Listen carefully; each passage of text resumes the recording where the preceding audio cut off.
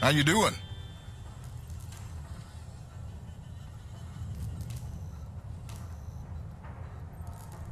As I went down Welcome back. Can I get you anything? Studying about that Sure thing. Have a look. and who shall wear the starry crown? Good Lord, show me the way. Oh, sisters, let's go down, come on down. Oh, sisters, let's go down in the river to pray. As I went down in the river to pray, studying about that good old way, and who shall wear the robe and crown? Good Lord, show me the way. Oh, brothers, let's go down, come on down. Come on, brothers, let's go down in the river to pray. As I went down in the river to pray, studying about that good old way, and who shall wear the starry crown? Good Lord, show me the way. Oh, fathers, let's go down, come on down. Oh, fathers, let's go down in the river to pray. As I went down in the river to pray,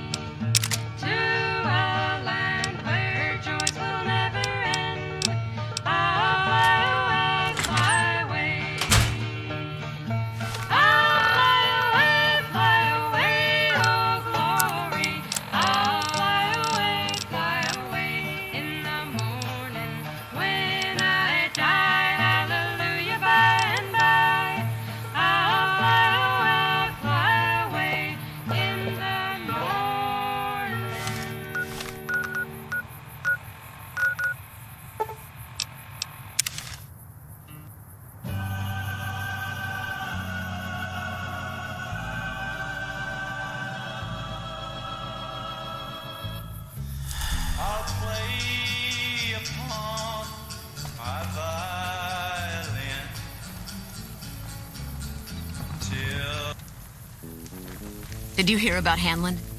What a blow. What's up?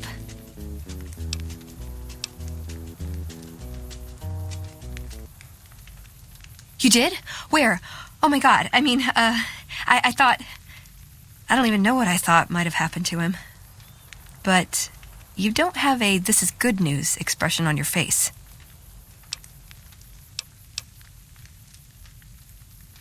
You killed him? But it doesn't matter. He died when we all retreated to Hidden Valley. I didn't expect to see him again. No one did. Did he say anything when you met him? Anything at all? Where did you get this?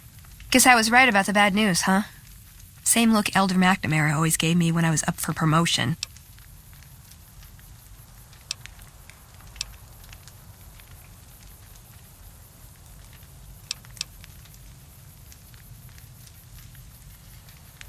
All right, I'll watch it.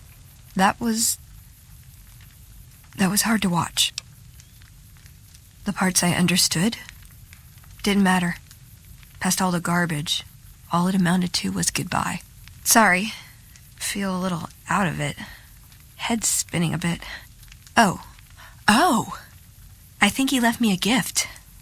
Maybe I can use it better than he did.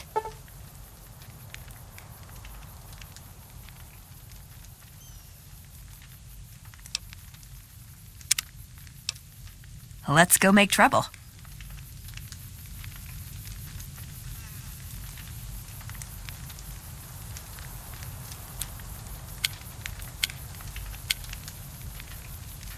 What's up? Ooh, got something good for me? Is it a dress?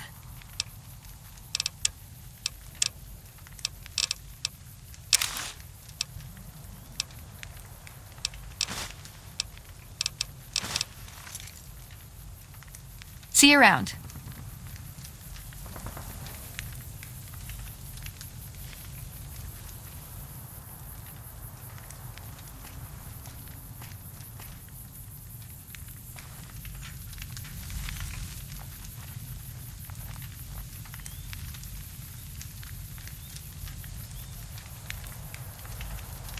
What's up?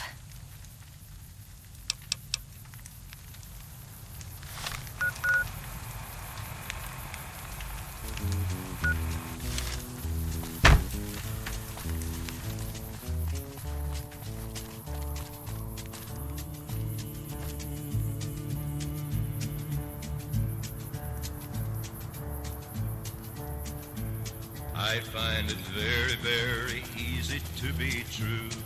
I've still got guns and ammo if you need them. Alone when each day is through. Yes, I'll admit Sure, no problem. that I'm a fool for you. Because you're mine, I walk the line.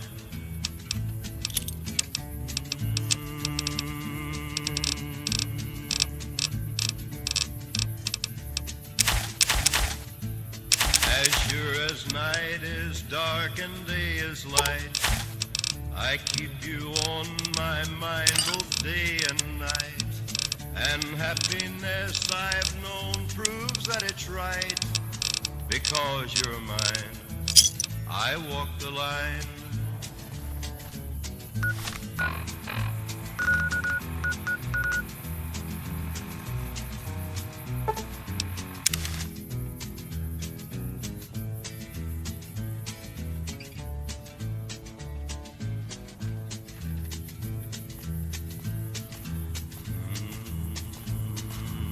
Careful. They got spies all over. You've got a way to keep me on your side. You give me cause for love that I can't hide. For you I know I'd even try to turn the tide. Because you're mine, I walk the line.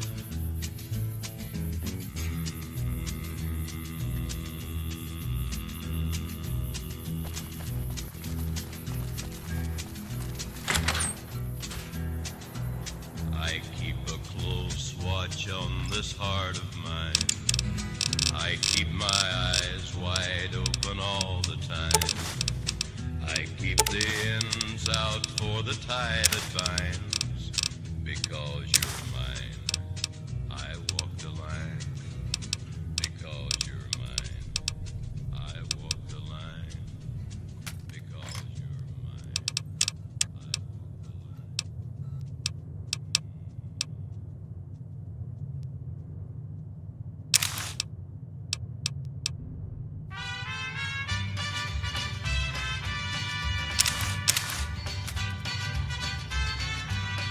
What's up? Love is a burning thing, and it makes a fiery ring. Bound by wild desire, I fell into a ring of fire. Ooh, got something good for me?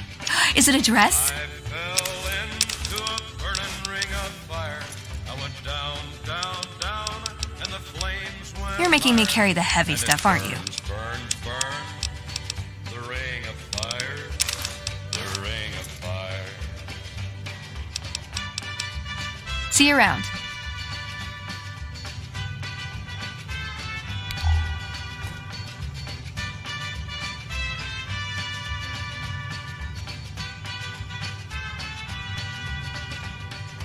I fell into a burning ring of fire.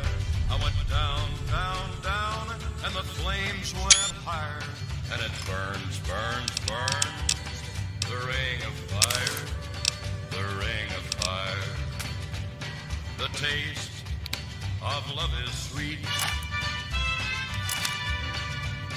when hearts like ours beat.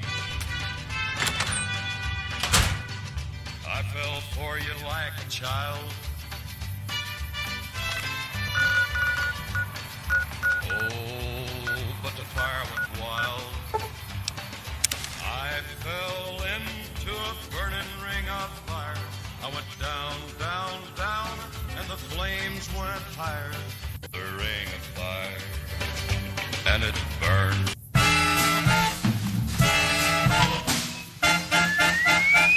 Would you like to ride in my Rocket 69? Rocket 69, Rocket 69. Well, would you like to ride in my Rocket 69? Rocket 69, Rocket 69.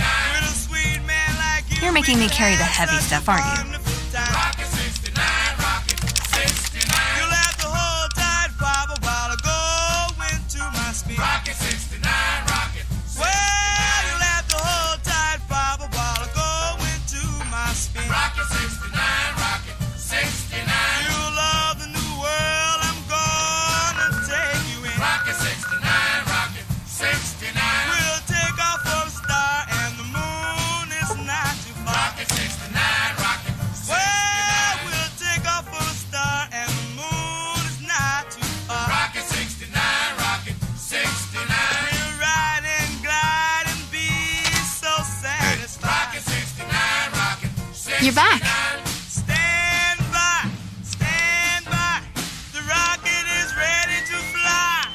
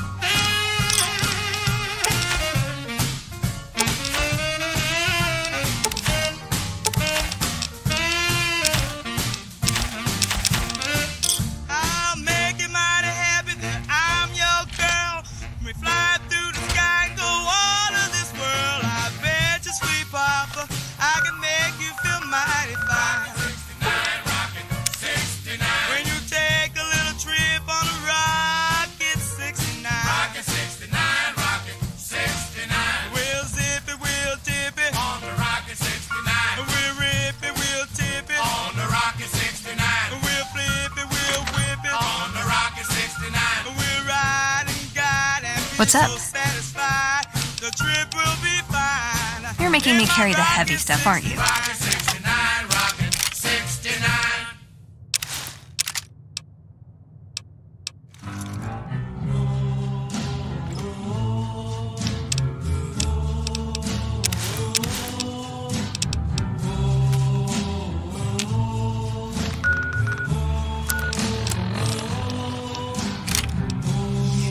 Don't remember me, but I remember you.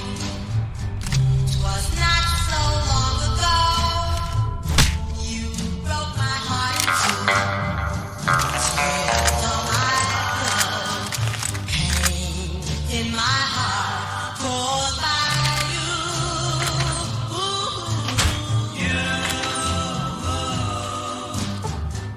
If we could start anew, I wouldn't hesitate. I'd gladly take you back and tempt the hand of fate. Tears on my pillow, pain in my heart caused by you.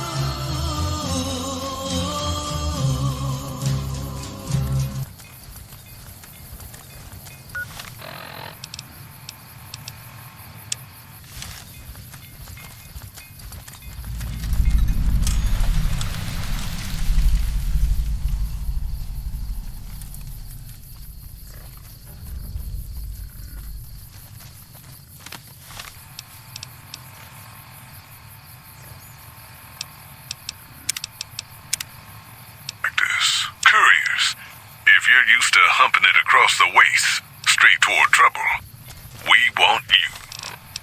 If you got a pit boy, we definitely want you. On the other hand, if you're a greenhorn or a city slicker spinning tales about your skills, you can kindly go hang. If we like your gumption, we'll pay you square and treat you fair. Find me, Jed Masterson, at the Northern Passage if you're interested. Luck to you. Howdy. My name is Jed Masterson, and I'm a caravan boss for the Happy Trails Caravan Company. If you're hearing this, I have a job offer for you. Happy Trails is organizing an expedition north into Utah, off the Long 15, and we need people. We're looking for caravan guards, prospectors, couriers. If you're used to humping it across the waist, straight toward trouble, we want you. If you got a pit boy, we definitely want you. On the other hand, if you're a greenhorn or a city slicker spinning tales about your skills, you can kindly go hang. If we like your gumption, we'll pay you square and treat you fair. Find me, Jed Masterson, at the Northern Passage if you're interested. Luck to you.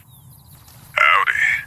My name is Jed Masterson, and I'm a caravan boss for the Happy Trails Caravan Company.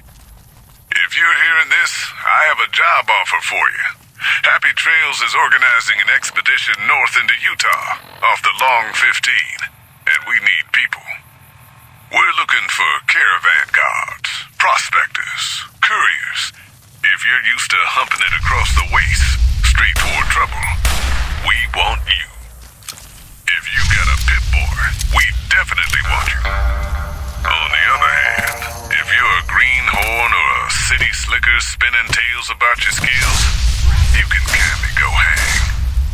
If we like your gumption, we'll pay you square and treat you fair. Find me, Jed Masterson, at the Northern Passage if you're interested. Luck to you. Howdy. My name is Jed Masterson, and I'm a... Over here.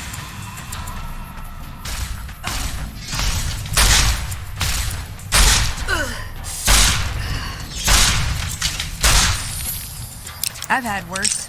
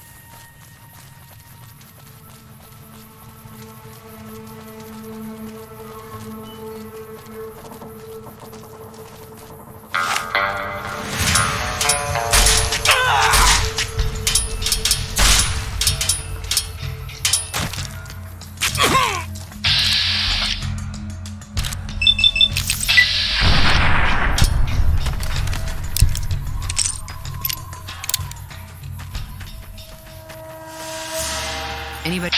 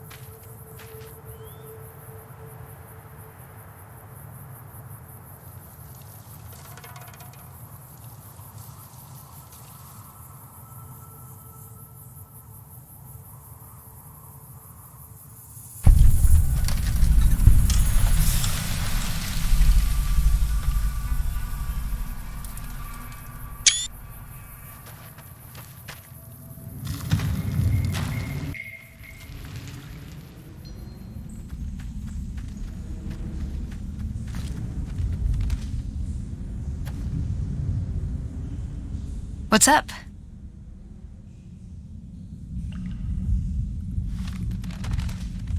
Looking to join this caravan, huh? Look to me like you can handle yourself. Earning my keep, Jed hired me on as a caravan guard for this expedition of his. The work suits me. I've tried staying put in one place, but it never works out. Grew up in New Reno, and I couldn't put that snake pit behind me fast enough. Then I wound up wasting the prime of my life playing sheriff in Caliente. Little town north on the 93. Talk about a pain in the ass. You ask me, best to keep moving. At least the scenery changes.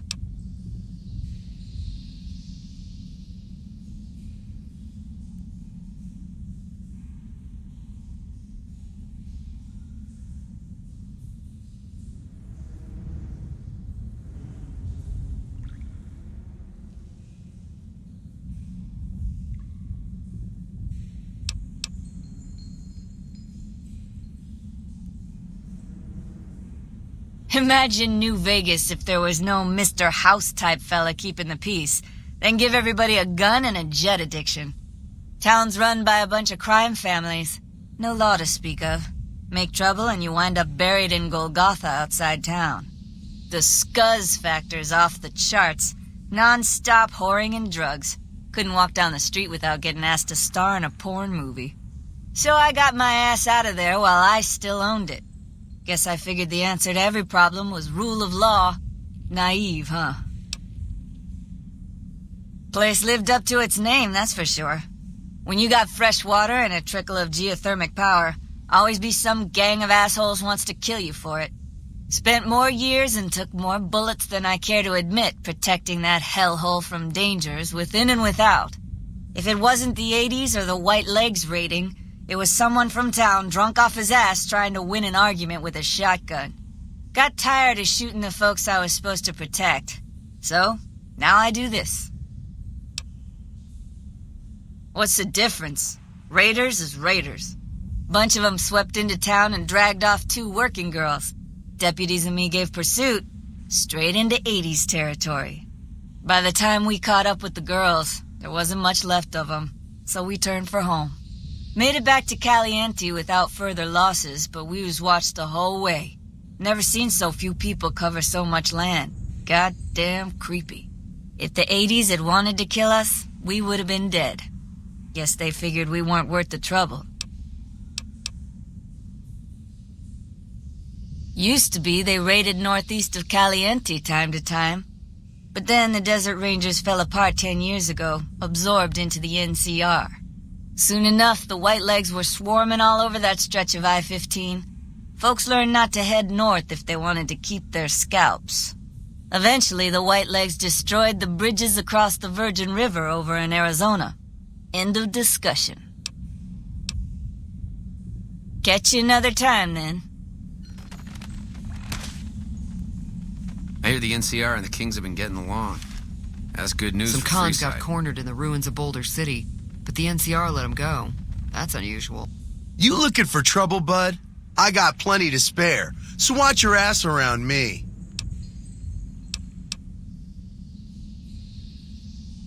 Hey, fuck you! I didn't say nothing about using Psycho!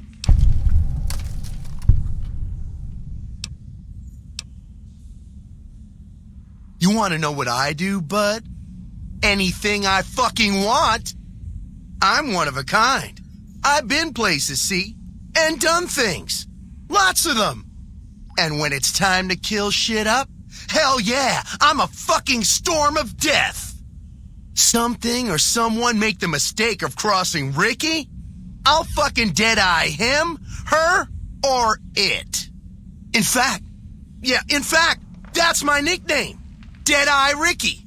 That's my name.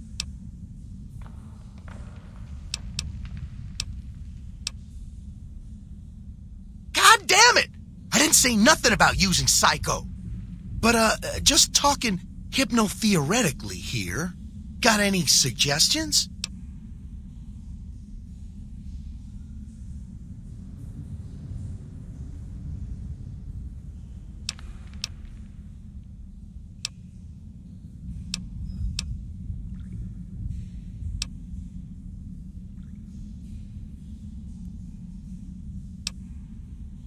Fixer.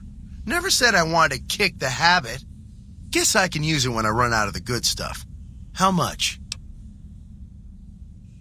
That much for a dose? Fucking robbery! All right, here's your money.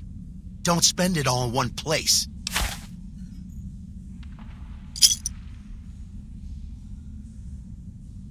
How you think? I shoot things in the eye. That's how good I am. Yeah, I'm that good. Why, once I got jumped by 3 death jaws. Except, actually, it was 4 of them. Imagine that! But I didn't panic. Because I never panic. What I did was become a storm of death. Shot every one of them monsters pop in the eye. No, you heard me right. Death jaws. They're like death claws, but bigger teeth.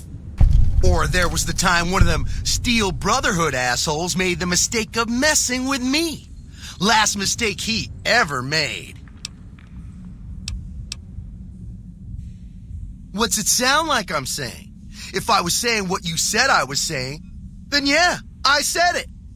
I was walking along, minding my own, and up pops one of them Brotherhoods. He yells, "Hand over that laser rifle, asshole!" So I hand it over, just to make him think I'm scared. But really I'm not. I never am. Before he knows what hit him, I draw my 11mm machine gun and bam, bam, right through the eye slit in his helmet. DOA.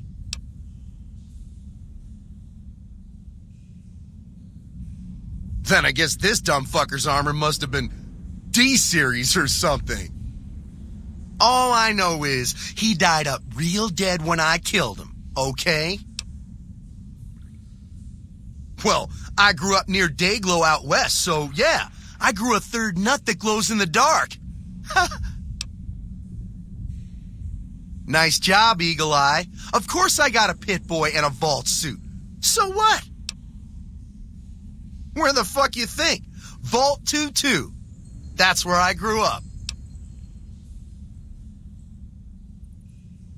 Oh, you've been to Vault 2-2, huh? I may have been exaggerating a little. Truth is, I got the suit and the pit boy off a dead prospector who came out from Zion. Guy was dead when I found him, okay? Had a ton of shit on him. That's how I know there's good loot in Zion, see? Oh, you been to Vault 2-2, huh? I may have been exaggerating a little. Truth is, I got the suit and the pit boy off a dead prospector who came out from Zion. Guy was dead when I found him, okay? Had a ton of shit on him. That's how I know there's good loot in Zion, see? Sorry. The shit I do with it is so far over your head, be wasting my time to put it in words you could understand. Basically, it makes me badass.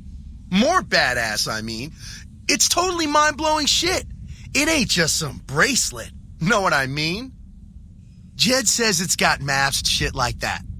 So that's how I'm gonna guide this caravan where it needs to go. Not that I didn't know all that already. Huh? Of course I noticed. First thing I noticed about you. Me? I'm so used to wearing mine, it's just normal. Don't think you're someone special just because you got one.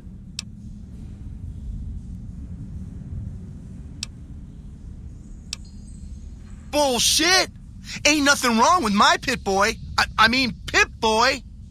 Look, this is a sweet gig for me. Don't go fucking it up. What are you after anyways?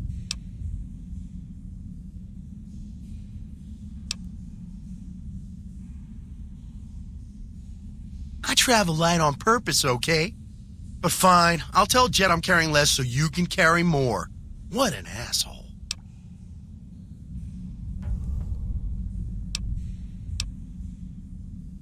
All right. I am a little light. How many hits you holding?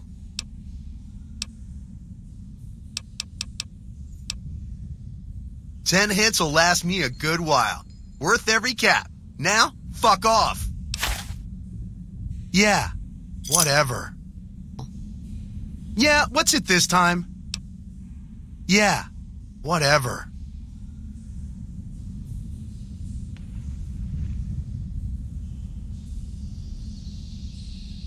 Howdy, friend. Heard my little broadcast, did you? Yeah, you look the type. Wait a minute, I recognize you. Yeah, you're Alice McLafferty's rising star, ain't you? You sure you want to be here? McLafferty's non-competes are pretty rigid. The job is simple. Help us get this caravan into Zion and find New Canaan. The pay is 25 caps per day, half up front, half on return. You'll get a bonus if we make it into Zion, plus another bonus if we reach New Canaan. Oh, one more thing. Don't mention the name Joshua Graham to anyone. Anyone. Just don't.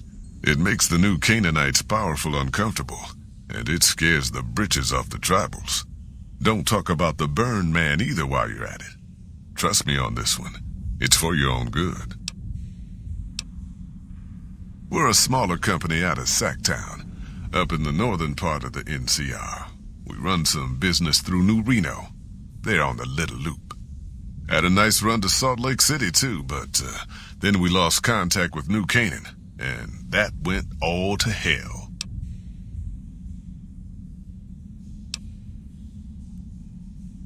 You ain't wrong.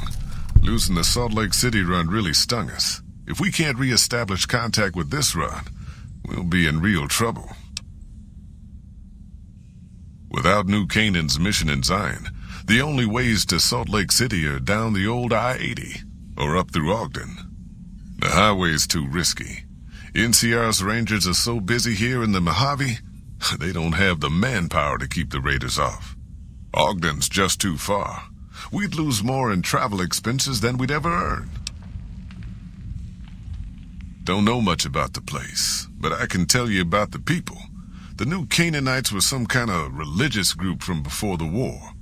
They control the old city of Ogden, a ways north of Zion, and they got themselves a nice defensible mission in the canyon itself. Or they did. They trade a fair bit with the tribes in Zion. Well, the ones that don't try to kill them anyways. I ain't a praying man myself. They paid for their goods and dealt square with us. That's all I ever cared about.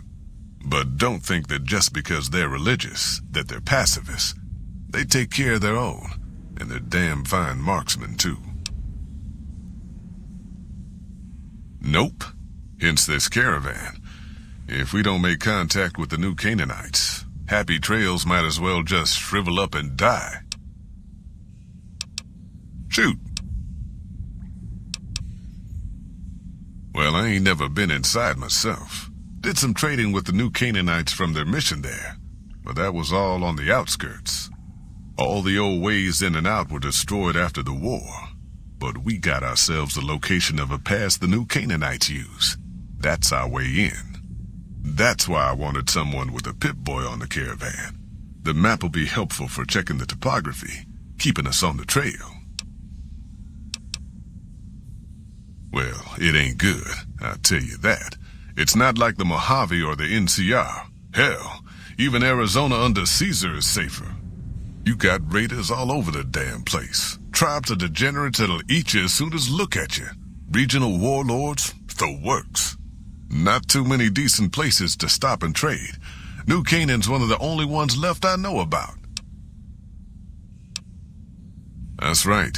The folks that lived in Zion before the war, they didn't just get a little savage. They're downright feral. Most of them don't even speak English anymore. You got to get yourself a new Canaanite translator to talk to them. The ones you really gotta watch out for are the Whitelegs from the Great Salt Lake. They'll attack just about anyone that ain't one of theirs. Dangerous enough we won't be going near them if we can help it. I got no desire for my head to decorate some little gas station fort's walls, thanks. They're about what you'd expect.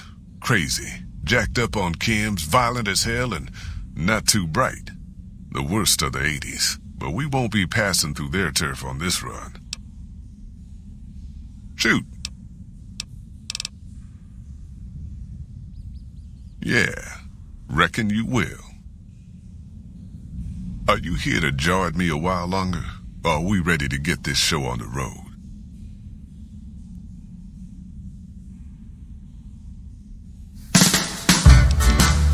Should've figured you for a player. All right, let's play. Oh, and I'm the type of guy who will never settle down. Where pretty girls are, well, you know that I'm around. I kiss them and I love them, 'cause to me they're all the same. I hug them and I squeeze them, they don't even know my name.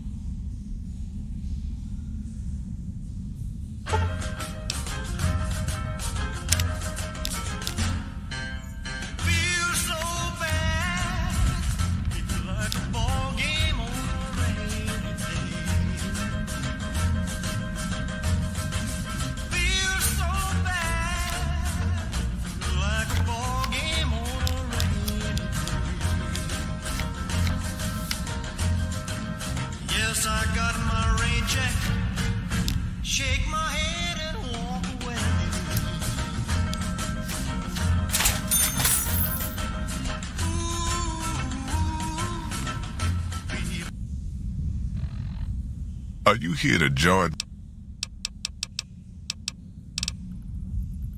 I bet you are. But we only got room for one more on this expedition. You'll have to leave your friend behind.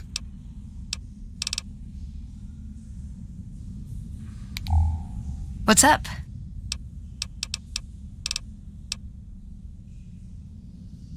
Why does everyone always say that?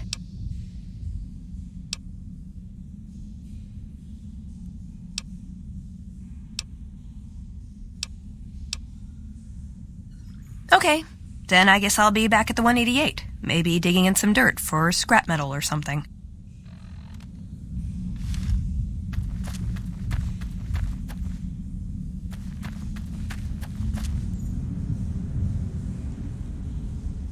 Are you here to jar at me a while longer? Or are we ready to get this show on the road? I bet you are. But you ain't going nowhere loaded down like a pack Brahmin. You ain't never been to Zion, have you? We'll be passing through a whole mess of narrow slot canyons and high rough passes. A big pack will get you wedged in like a super mutant crawling through a storm drain, and too much weight will kill you in the thin air. Yeah, Howdy. Yeah, what's it this time?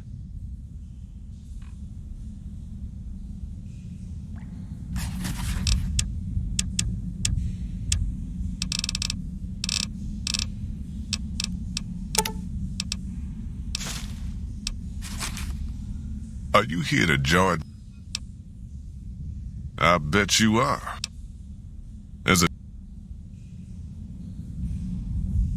Are you here to jar at me? There's a chest over yonder. You can store your extra in that. It'll be safe as can be until you get back.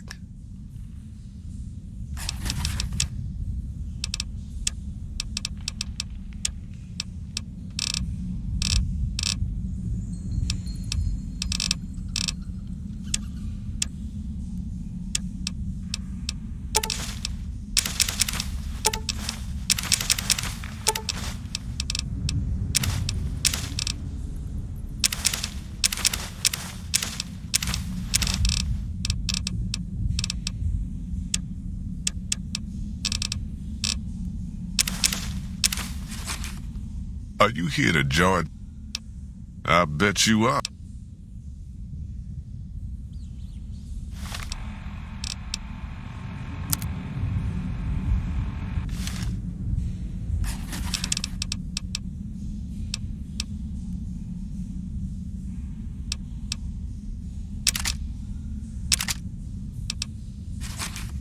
Are you here to jar at me?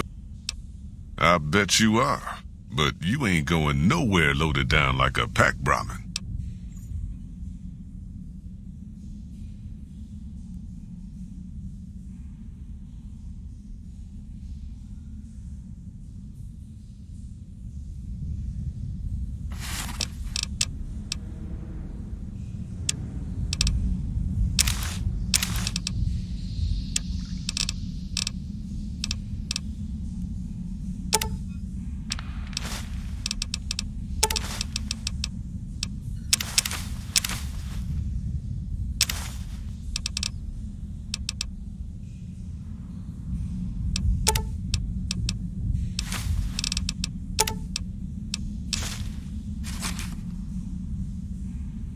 Are you here to jar at me a while long? I bet you are. But you ain't going nowhere loaded down.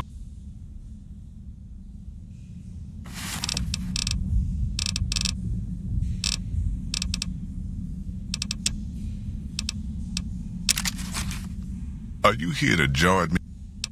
I bet you are. But you ain't going nowhere loaded down like a pack Brahmin.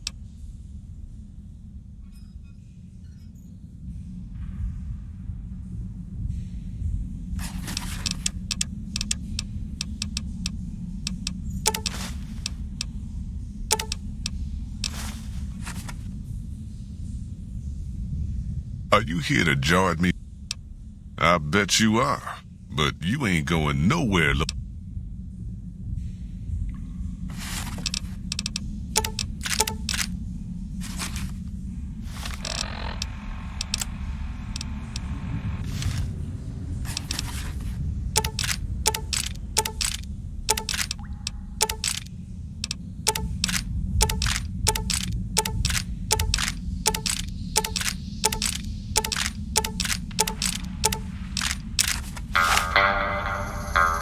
here to jar at me? I bet you are, but you ain't.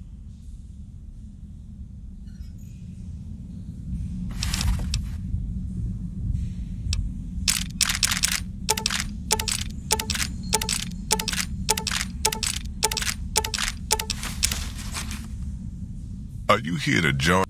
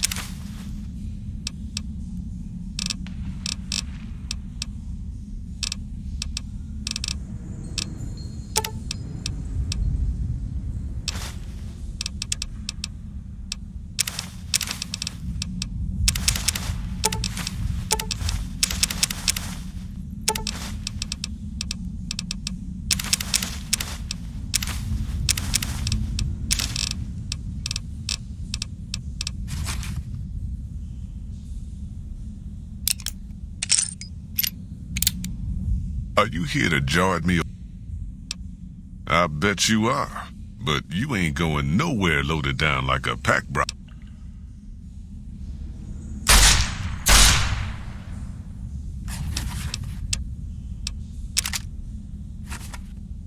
Are you here to jar? Yeah. Are you here to jar at me a while longer? Or are we ready to get this show on the road?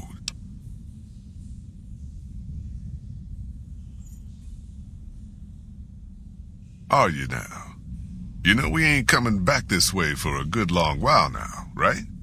And you know about the weight limit. I don't want no whining about old Mr. Masterson. I left my one-of-a-kind plasma cannon back at base. Can we go back for it? You sure you're ready now?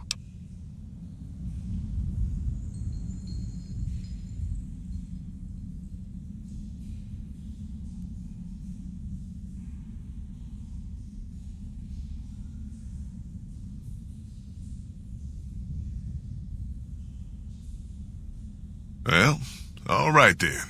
Let's get moving. We got a long road ahead of us.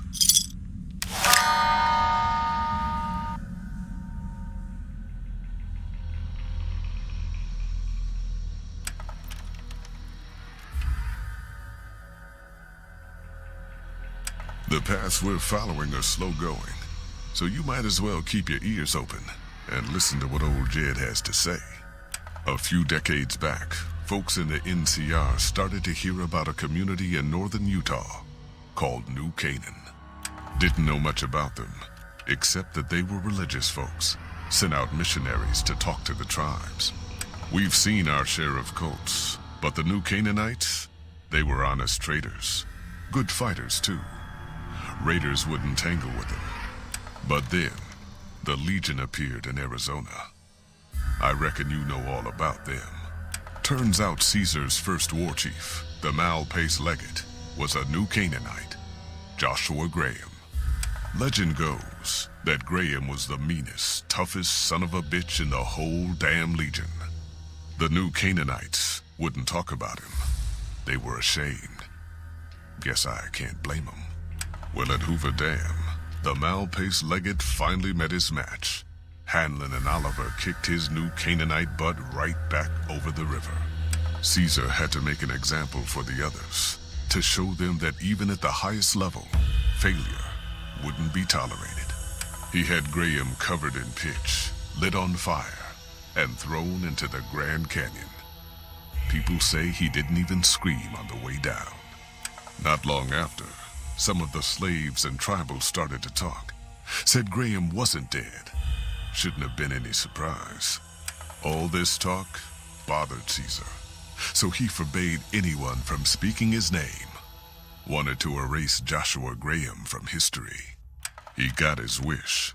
Joshua Graham disappeared, and in his place came legends of the burned man walking the wastes.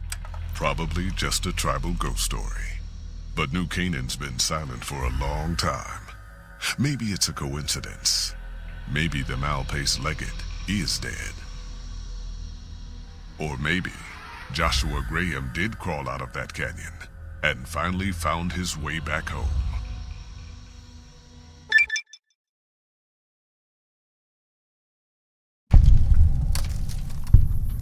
All right, people. Been a long couple of weeks, but here we are. Zion. I know your feet hurt.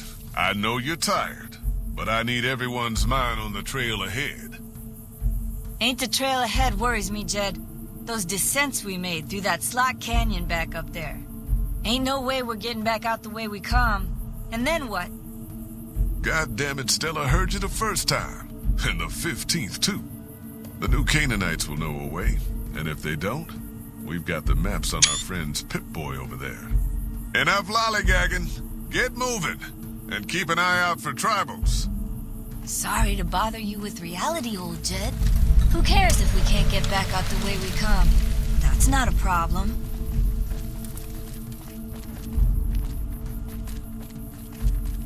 Fuck off, I'm busy. Shh. Hold on now. I swear I heard something up here. God damn it, ambush! Cover people! Watch yourselves! You want some assholes? You just pissed off the wrong guy, and that means Ricky. Shut the hell up, Ricky! Might as well be waving at sitting ducks here. Here I come! I was a sheriff once, goddammit!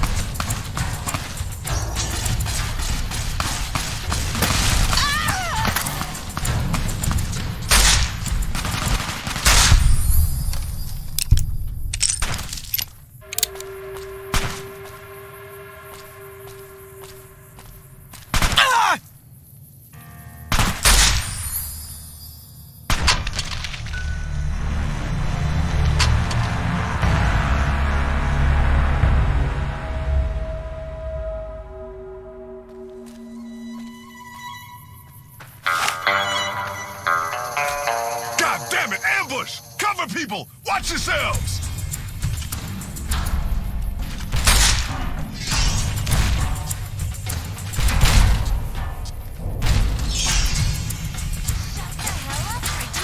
Might as well be waving at Holy shit!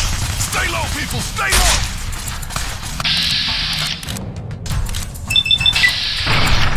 Enough of this. We're sitting ducks here. Here I come! I was a sheriff once, goddammit!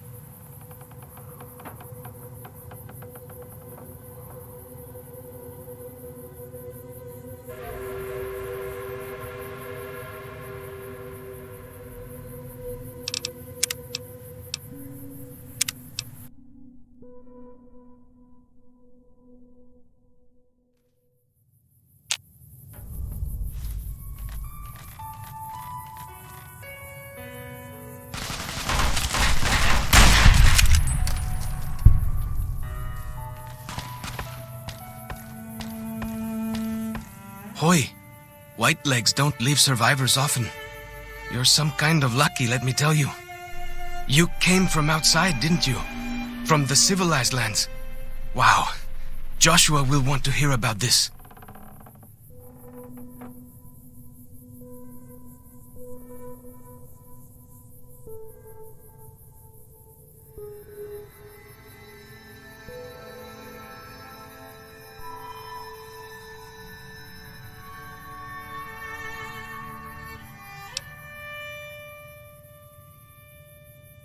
Joshua Graham.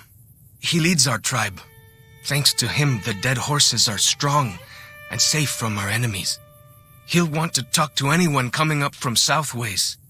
Guess that means just you now. Come, I can take you to him. Good sists. We head east then. Joshua is at our tribe's camp in the Eastern Virgin.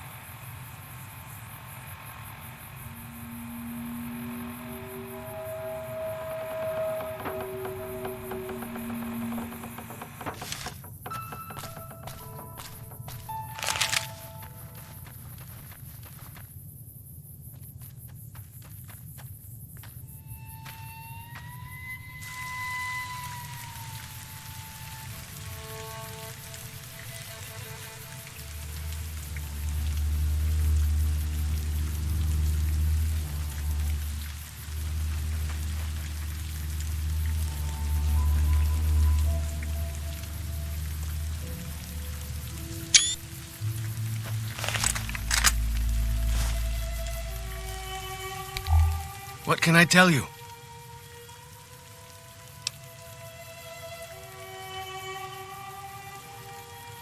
Mostly it's the mountain bighorners. Whole herd of them up on the cliffs there. Usually they're not too aggressive, but lately, whew. My guess is one of the calves got lost somewhere along the way. Bighorners are communal. One missing calf, and the whole herd gets ornery. If that calf doesn't turn up soon, they might very well come down into the valley and attack the camp. Yeah? Hey, thanks. Most of the hunters don't listen when I tell them the problem. Just one thing. Try not to kill any bighorners if you can, yeah? You'll drive the herd off and we'll have to range farther on our hunts.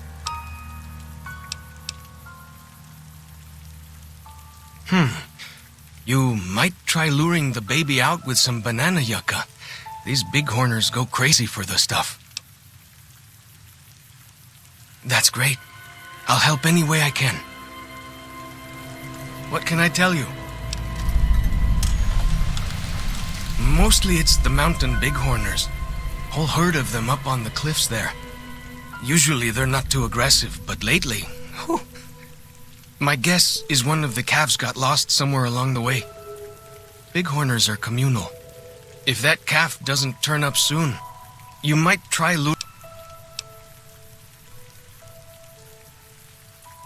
Whitelegs. Nasty bunch. They've been raiding deeper into Zion ever since New Canaan was wiped out. That's what Joshua said. Whitelegs came down from Great Salt Lake in force, fell on New Canaan before they could mount a defense. Joshua found some of the survivors led by a man named Daniel. Most of them have fled the valley, but Daniel stayed on with the Sorrows tribe. He and Joshua have been arguing over whether to stand and fight the Whitelegs or take the Sorrows and the dead horses out of the valley. That's the weird part. Normally, the Whitelegs keep to the Great Salt Lake. I don't know what brought them down this far south. What can I tell you? Our advanced scouts leave chalk signs to mark places rich with game. I'm not a full scout yet, so I follow the marks and guide the hunters.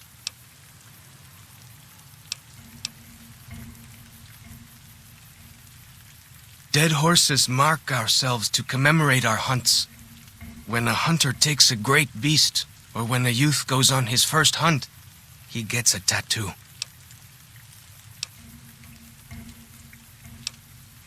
We came up in the land of the dead horse, though why the back when folks called it that, I got no hint. We raided, we fought, we lost. Our enemies drove us back into Zion, and we would have died if it hadn't been for Joshua. Joshua and his Kaisar.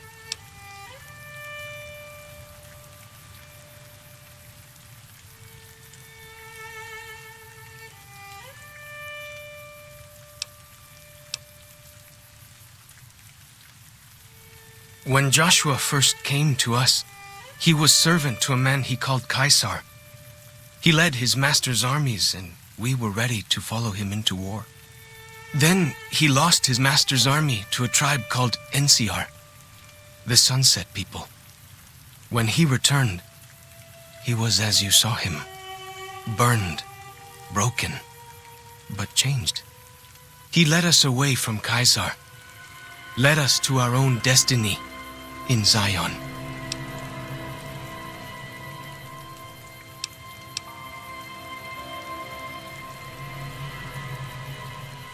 If it wasn't for Joshua, the dead horses would still be the whipping boys of the Zion Valley. He taught us how to hold our territory, to protect ourselves. He guided us away from Kaisar and showed us how Kaisar would have destroyed us.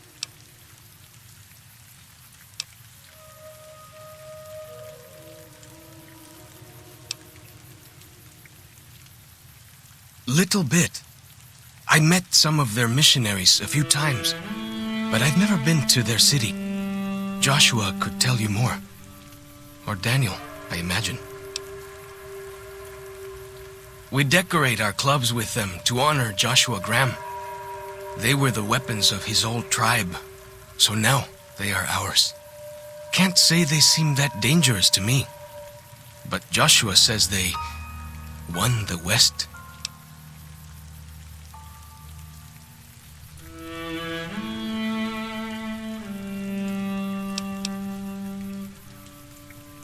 Only a little.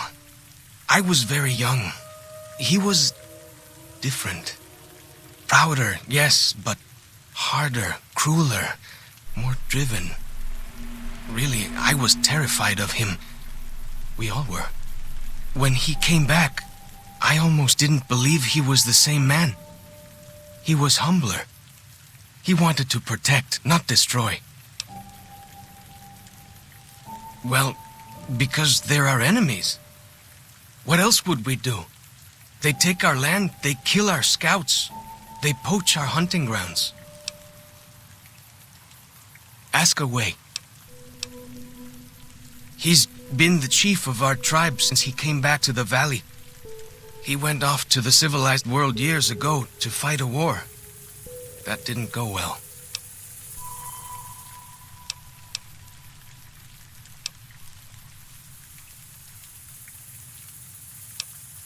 You see his face, you'll understand. I don't know. He doesn't talk about it much. Maybe. But how can two civilized tribes fight over something as small as a dam?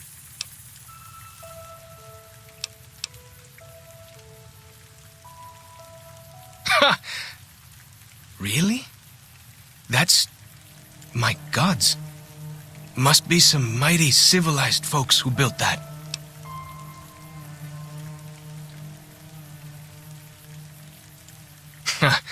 Now you sound like Joshua. He always tells me that tribal life is better, that I should stay here and forget the outside world. Ask away.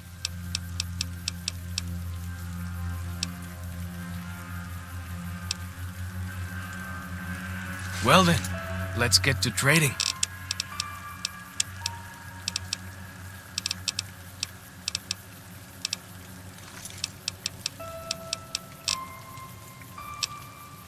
Go with fortune, friend.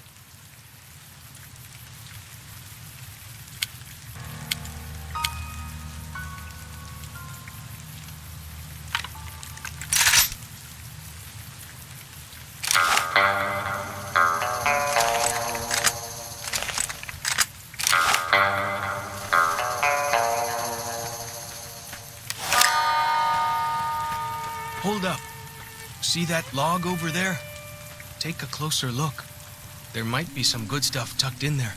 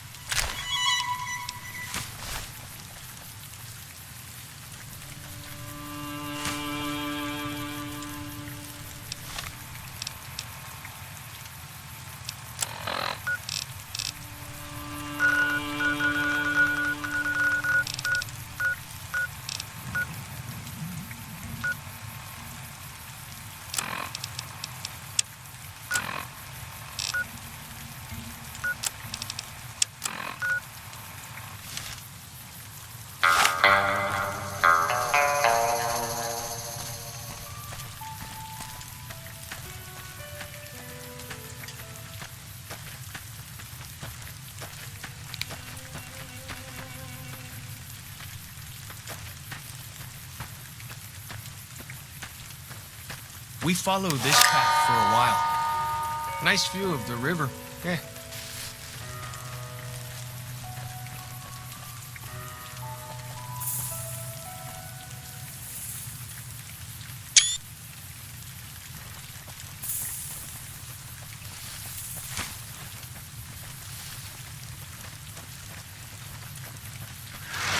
Freeze! Don't move us. Out wide.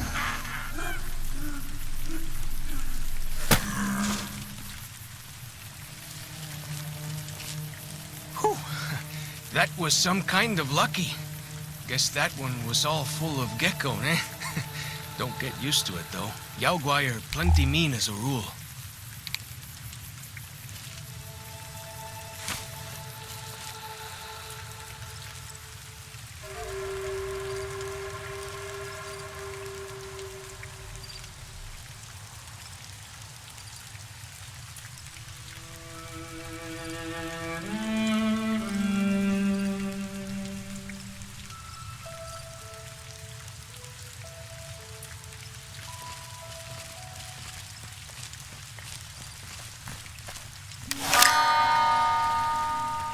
You can take the path north here if you want, or head east over the ridge.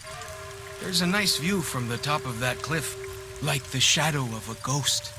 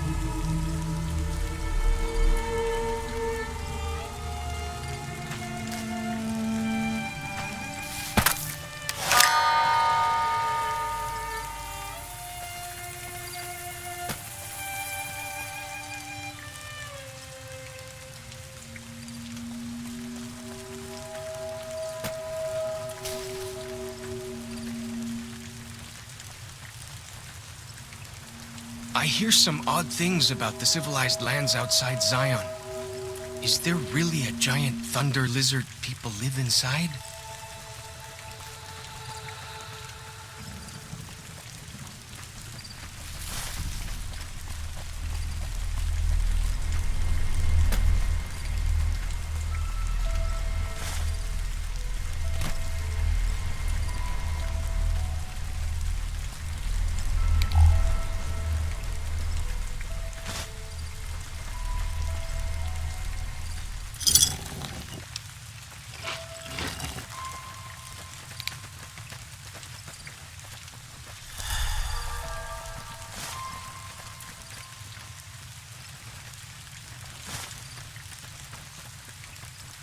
Follow the old road south. Nearly there.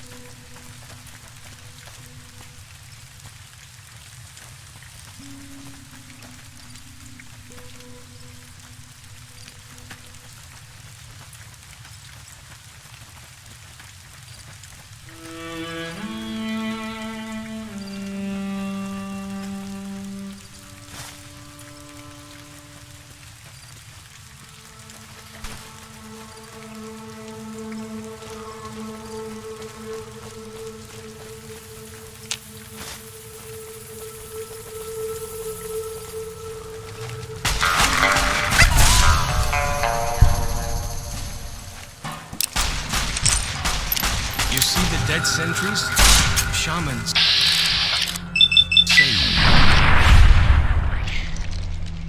Trapped in them. But Joshua says it shows we're serious about fighting Whitelegs.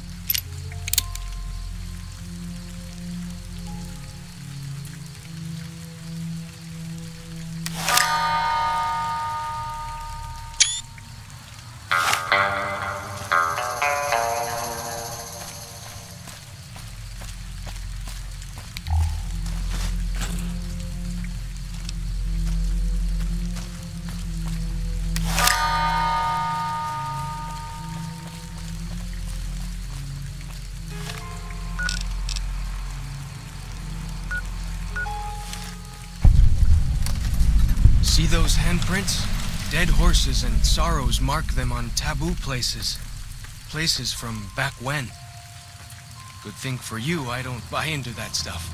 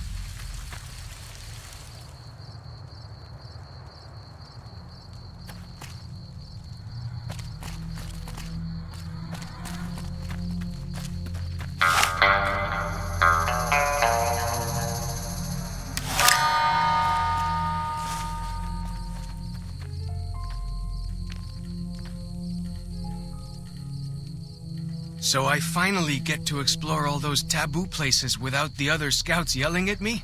Can't wait.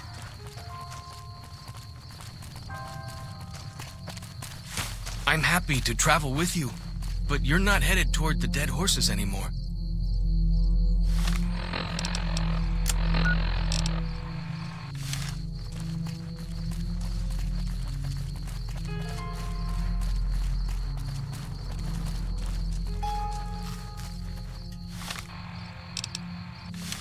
Down this path to the north. Hope you don't mind getting wet.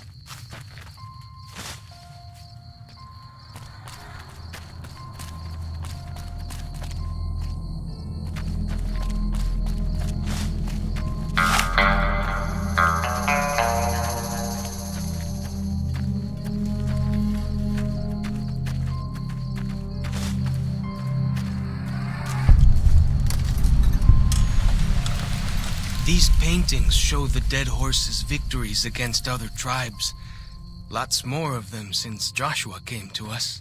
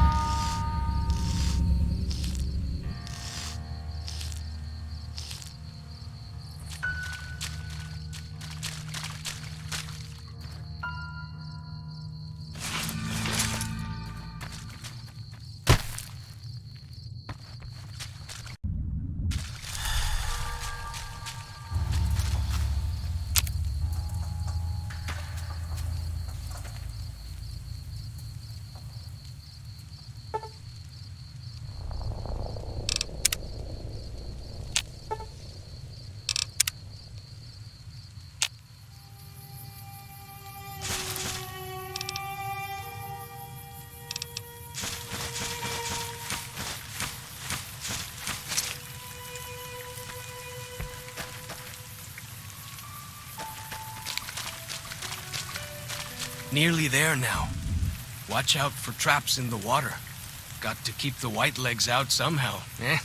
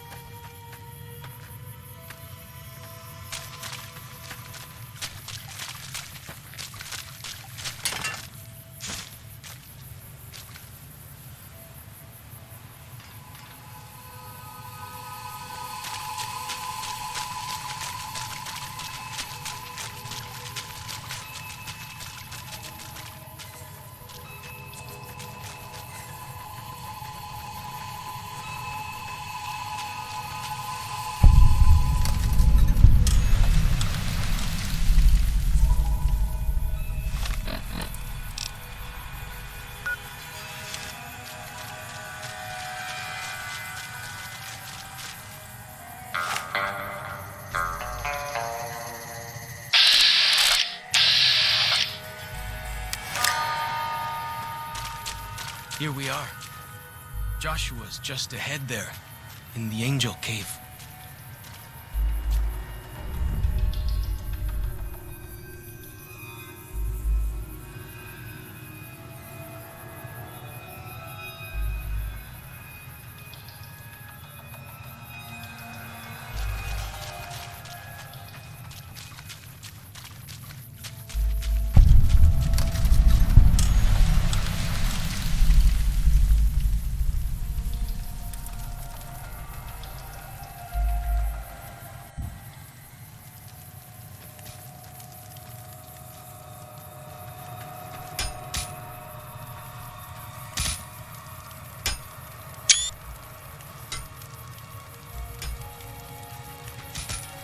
Gut. Ja, Tag. Hoi. Gut. Gut. Ja, Tag. Gut. Hoi.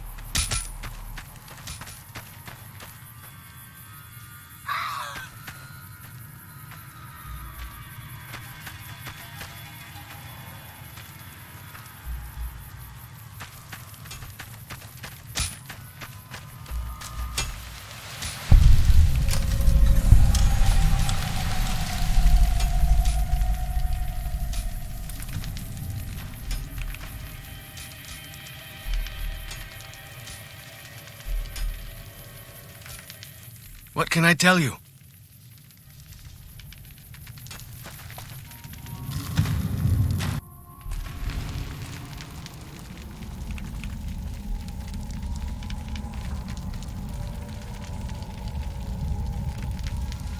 There can't really be a place where people go into big buildings and give away all their money just to watch someone flip paper squares on a table.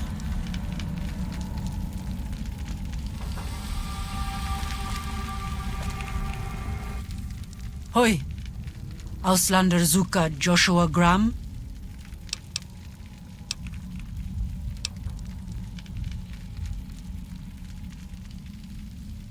You know our tongue. Smart, Auslander. Joshua in high place of cave. You show respect, Utman. Joshua is greatest warrior. You show him no respect. He show you thunder and fire.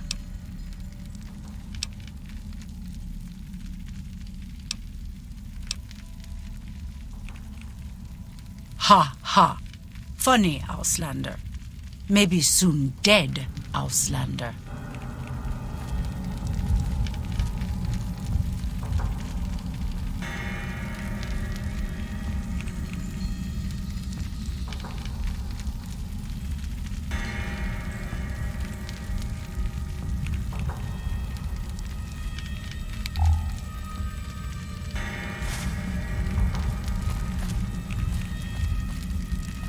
Yeah, Dad.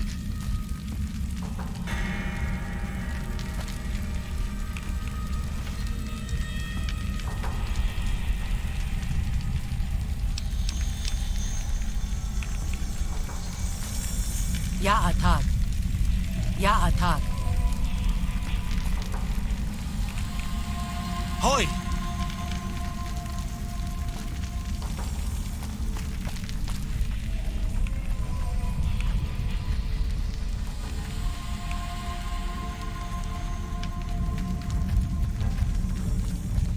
We should have given you a better welcome on your first visit to Zion. But from what I hear, the Whitelegs beat us to it. Whitelegs seem to be the only visitors we have these days, and I wouldn't have expected anyone from the Mojave to come looking for us. And you're a courier, no less. Not the one I was expecting, but I suppose he wouldn't have come with a caravan. I don't know if you were close to the other members of your group, but you have my sympathy. I pray for the safety of all good people who come to Zion, even Gentiles. But we can't expect God to do all the work.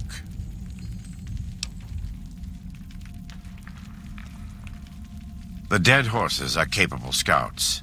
Nothing passes into or out of Zion without my hearing of it.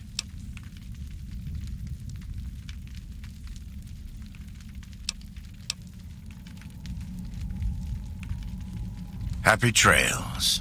I remember. They were good friends.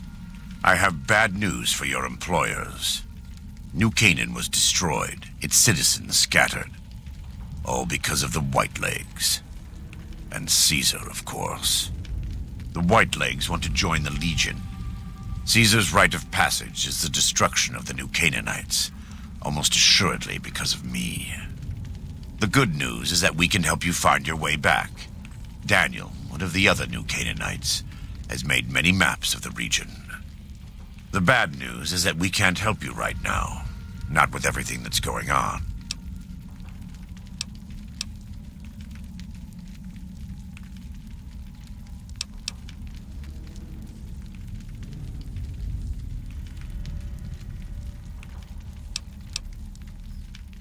You're a good neighbor to us. We all go through periods of darkness. In such times, we can turn to the Lord, but it's good to have friends. Daniel and I need pre-war tools to help us navigate beyond Zion. Should we need to evacuate, these instruments will be vital to us. Normally, we would have some of the dead horses or sorrows look for them, but many pre-war buildings in the valley are taboo. They won't go inside.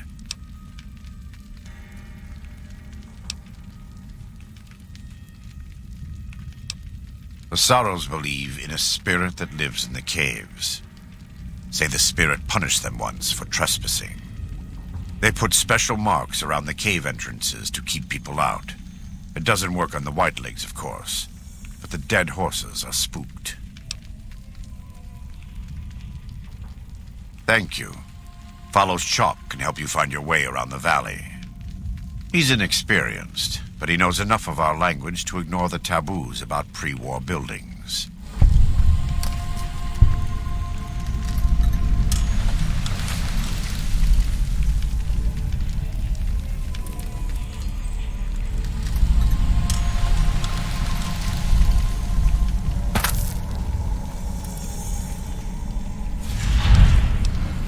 Feels good to be doing some actual scouting, not just following.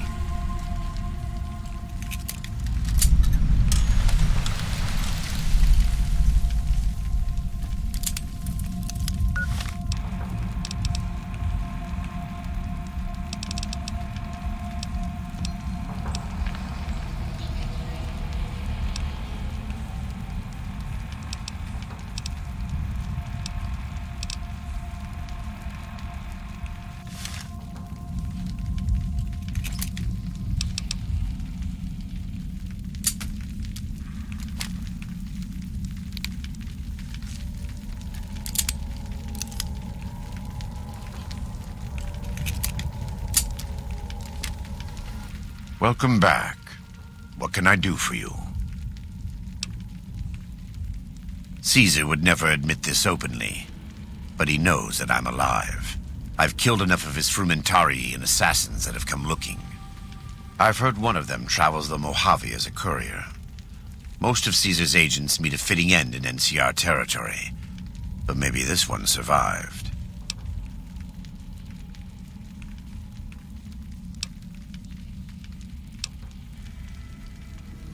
I think that would put him and you in a difficult position. Caesar has agents looking for me, but he won't admit I'm alive.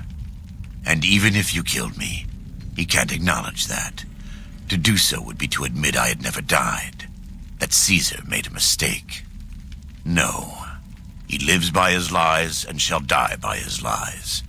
There is no escaping it. I am a New Canaanite. We believe we are the heirs of a spiritual tradition given to our ancestors thousands of years ago. We have made and kept covenants with our Lord God to honor his laws. In exchange, we are promised eternal salvation after this life. A day will come when our Lord returns to judge us all. Until then, we must honor his laws and start others along the path of salvation if we can. That's why we trade with others and work the tribes. We have more than food and medicine to offer. Good news is our most valuable commodity.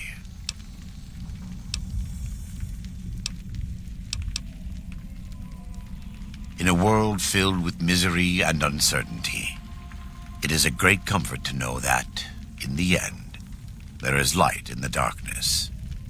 Every day we move closer to our judgment. We must do our best to walk in the footsteps of our Lord and teach others how to do the same. For many of us, the road is a difficult one, but the path is always there for us to follow, no matter how many times we may fall. Every day, some days are harder than others. In the Great Basin and Colorado Plateau, all tribes are known for a specific weapon. Whitelegs are known for their big submachine guns, storm drums. They broke into an armory near Spanish Fork and have been using them for years. Of course, the dead horses have their wooden war clubs, and even the sorrows have their Yao Guai gauntlets. This type of .45 automatic pistol was designed by one of my tribe almost 400 years ago. Learning its use is a New Canaanite rite of passage. I wouldn't say that. I am the acting war chief for the dead horses. They look up to me for such matters, but I only have the authority they give me. Daniel is the spiritual leader and main link of the New Canaanites to the Sorrows. He's up in the Narrows right now. A great deal. There are 3, make that 4, tribes here in Zion. You've already met the Whitelegs on the way in. In this camp, you'll find dead horses. In the Narrows, the Sorrows. And finally, there's Daniel and myself. We're New Canaanites. They attack everyone who isn't a white leg, especially caravans. They don't know how to survive on their own, so they have to raid. But as for why they are here, they are trying to wipe us out. All of us. They want to join Caesar's legion, and they can only prove their worth by destroying the New Canaanites and everyone we shelter. Most don't. It's been hundreds of years since the war. They've developed their own languages. Take the dead horses. We think they were originally refugees from a place called Rez, east of the Grand Canyon. They speak a combination of Rez and a language spoken by travelers who were visiting Rez when the bombs fell. Over time, the two languages blended. I was a translator years ago, but it's hard to keep up with all of the tribal variations. The valley belongs to God, but no. The dead horses live at Dead Horse Point, up the Colorado River. They came here because I asked them to. Before I returned to the fold, I visited them years earlier. I looked much different then, but I left an impression on them. I taught them how to hunt more efficiently, how to maintain their weapons and pre-war equipment. When I returned, they showed their appreciation.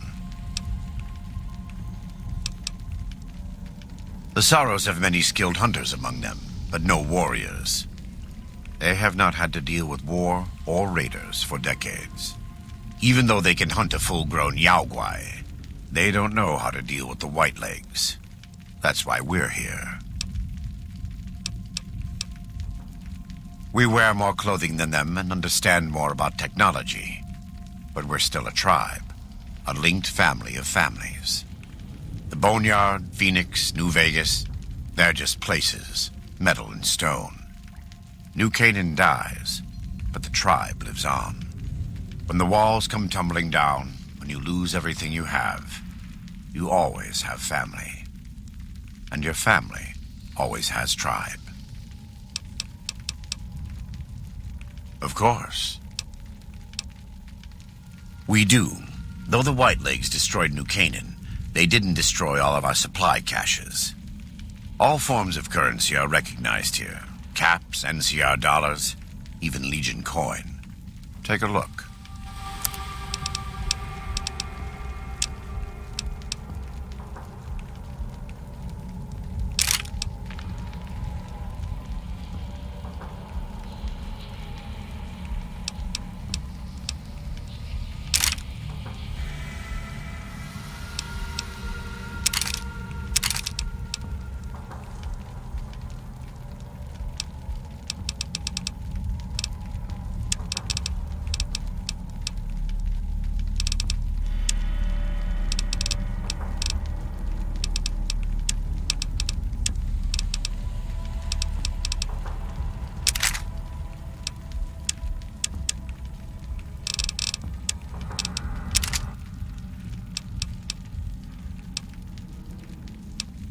Let me have a look. My tribe may take too much pride in its mechanical talents, but in truth, we are intrigued by the workings of a fine firearm.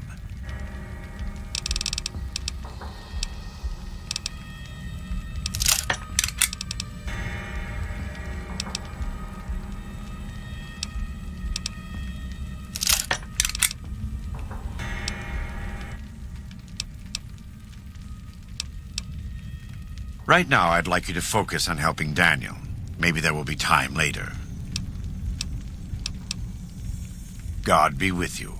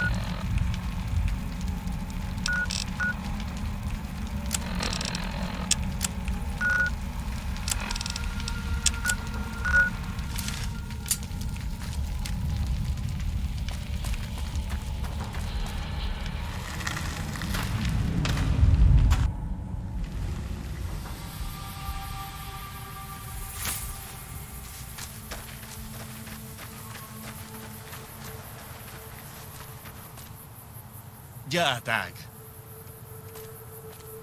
Ja, tak.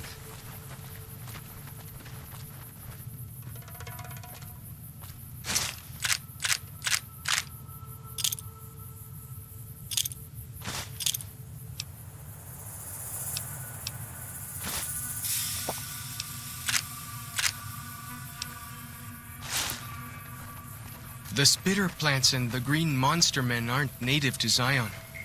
Wonder where they came from.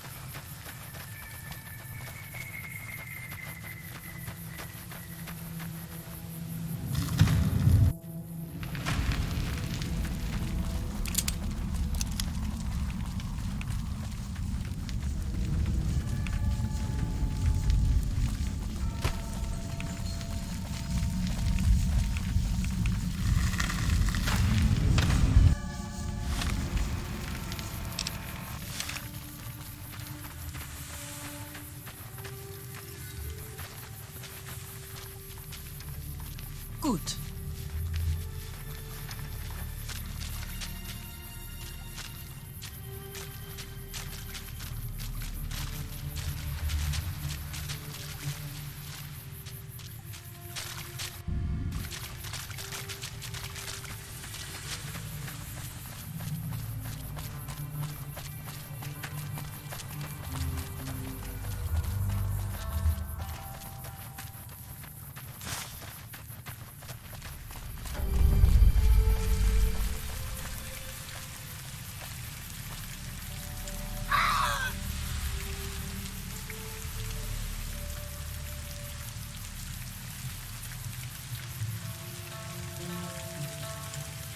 Way I heard it, salt upon wounds butchered everyone in New Canaan and nailed their corpses to the cliffs.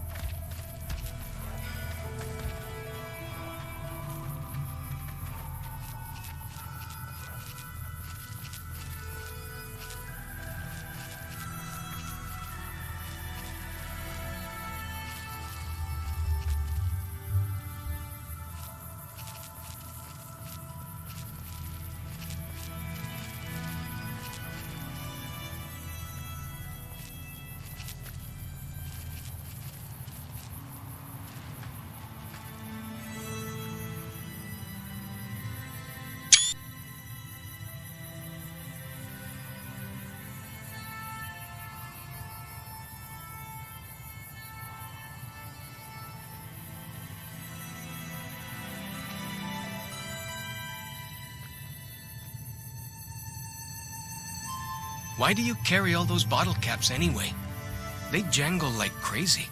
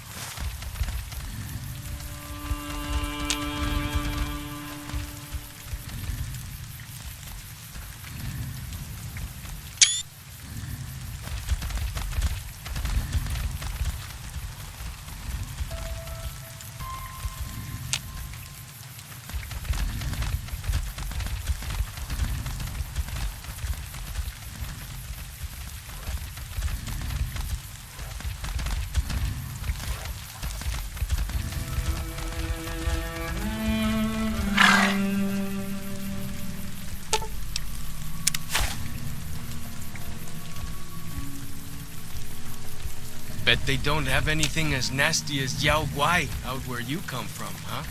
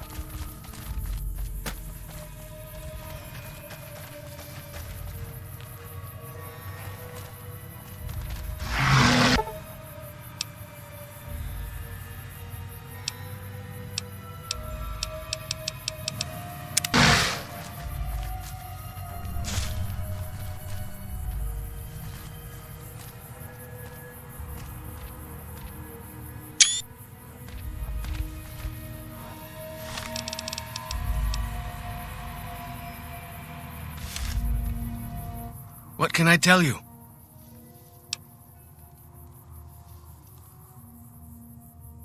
Whew, glad to hear it. That'll be some happy mama, huh? Thank you. Really, it means a lot to me. Best place to look for back when stuff is the taboo places. Sorrows and dead horses don't go in there, and even Whitelegs don't like them much. Lots of them around the valley.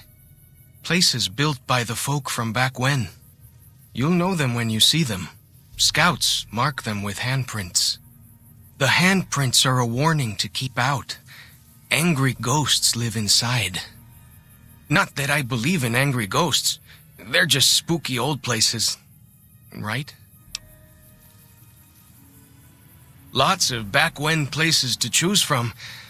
But for the things we need, best to start with the really closed-up places. 3 I know of.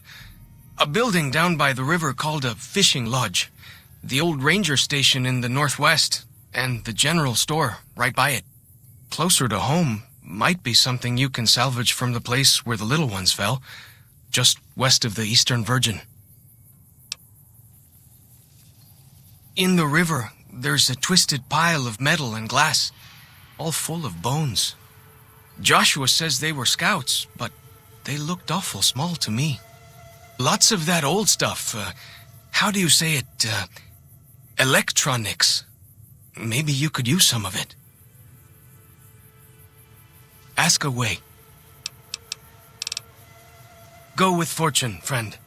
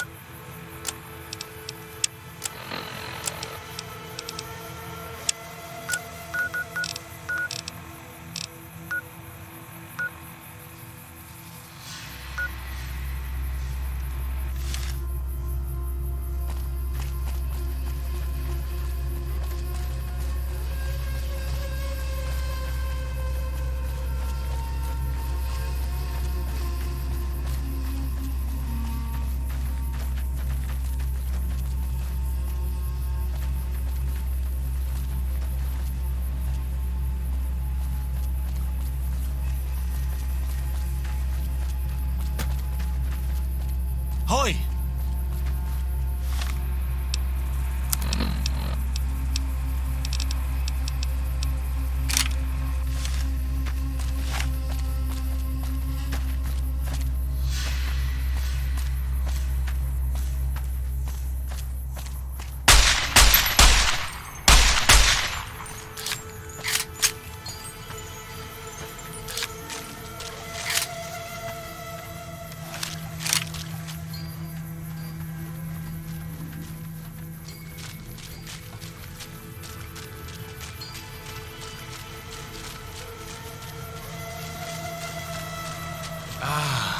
Eastern Virgin.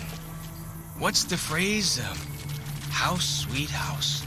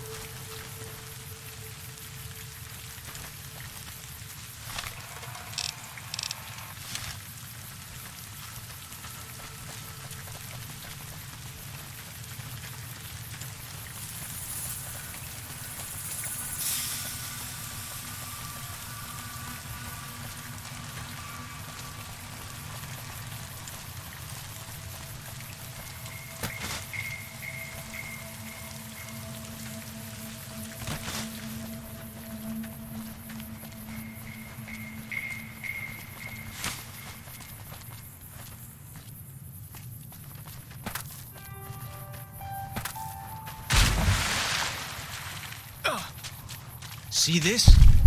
This is why your own 2 feet are better than any cart. Whether it's pulled by critters or goes on its own.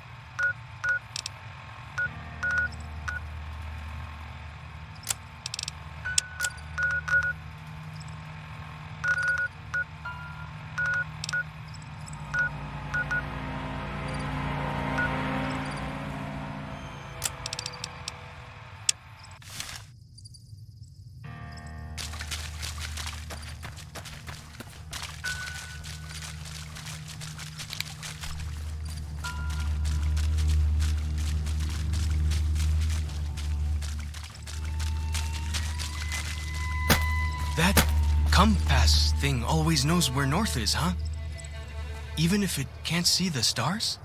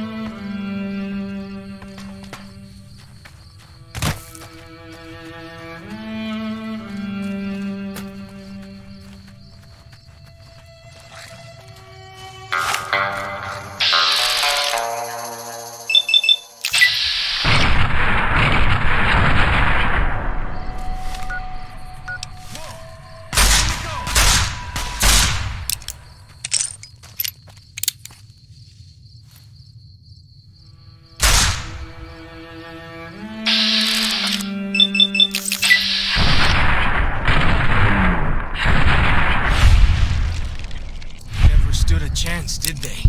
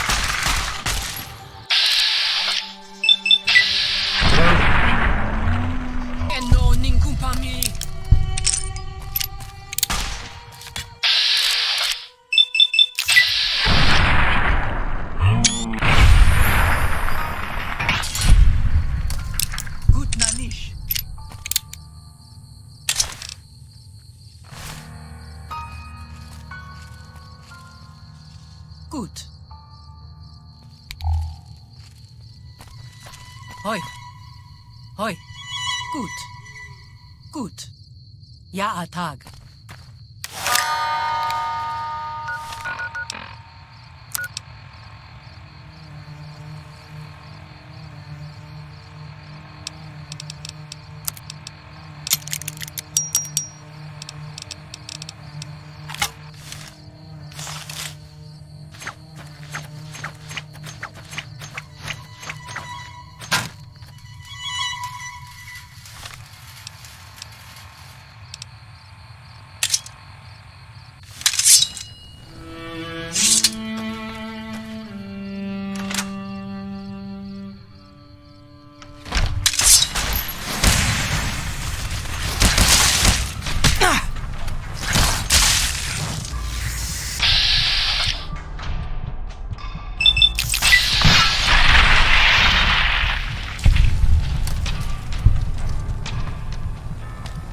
For as long as I remember, the dead horses have thought that places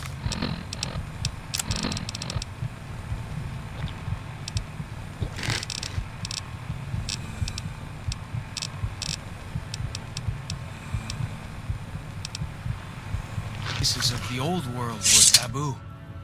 Doesn't look so spooky to me.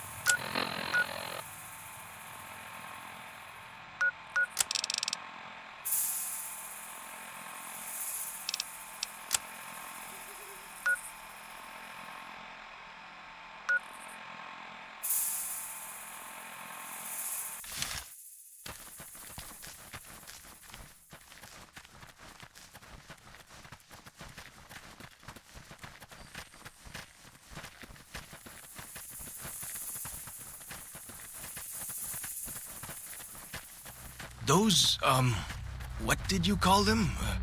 Walkie-talkies? Those are going to be loads better than signal drums and smoke signs.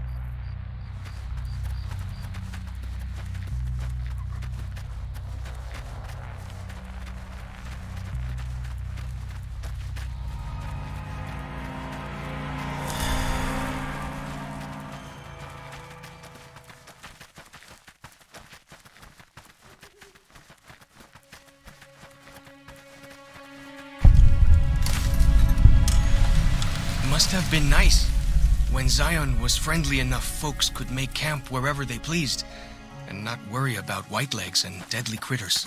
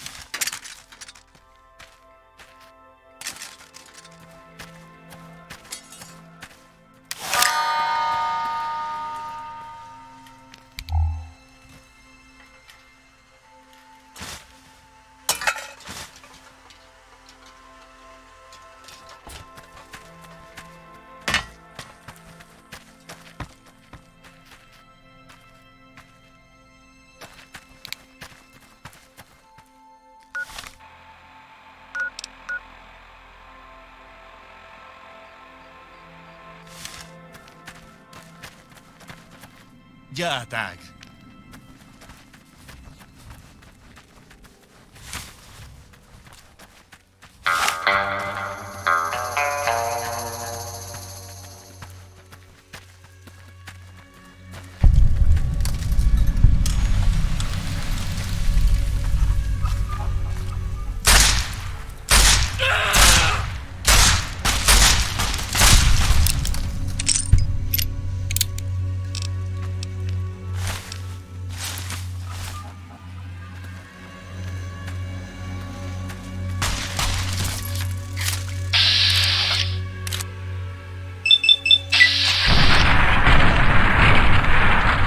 Never stood a chance, did they?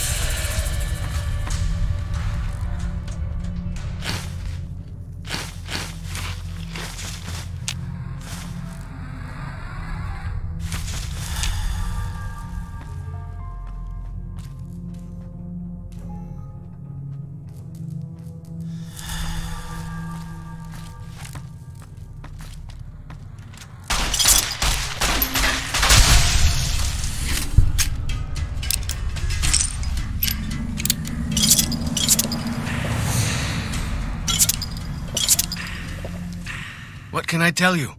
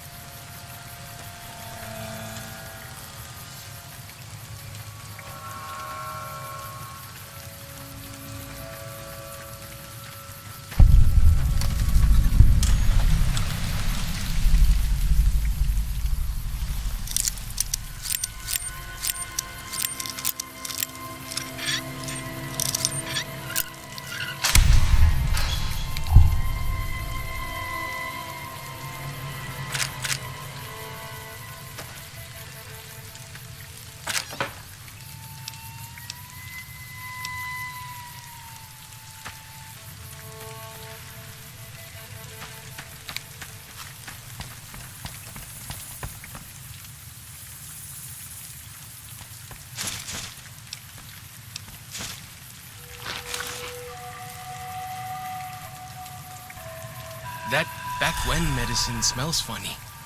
Guess it works, though.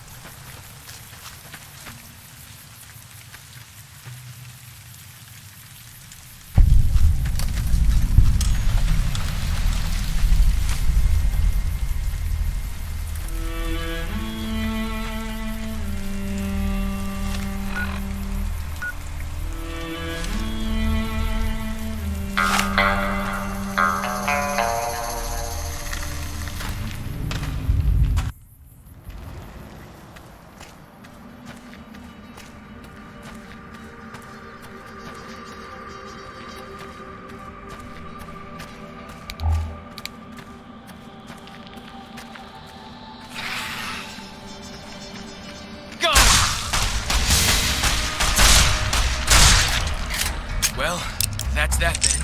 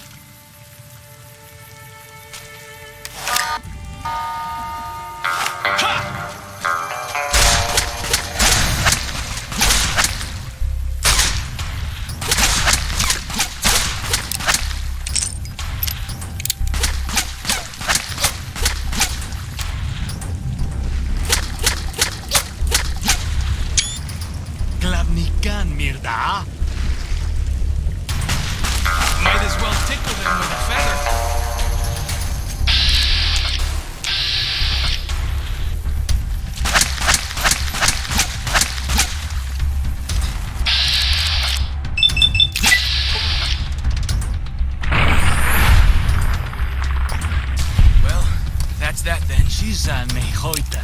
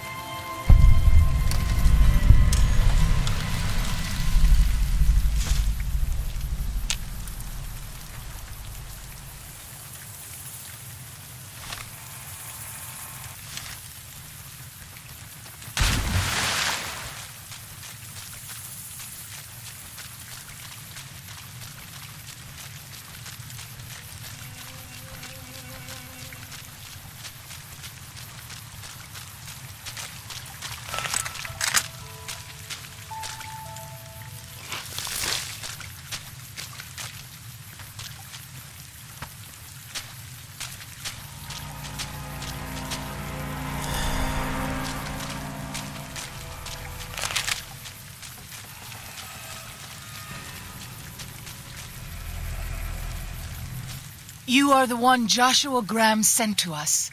Blessings of the Father in the cave on you. Daniel is waiting for you.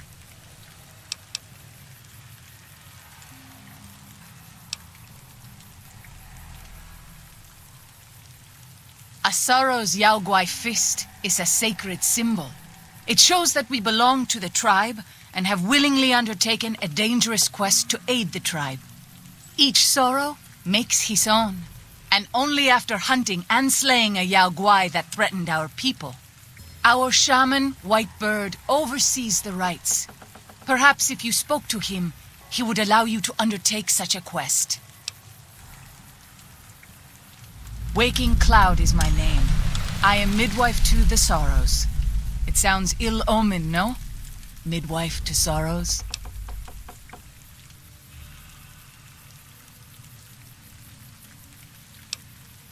I tend to other hurts and sicknesses that afflict our tribe. I also scout the valley for the herbs I use in my medicines. The children and the old have already been evacuated from the camp. They are safe enough, unless the Whitelegs come for us in force. What would you speak of? Daniel is a wise man and a great friend to the Sorrows. He taught me to speak the language of New Canaan, the English from the holy books.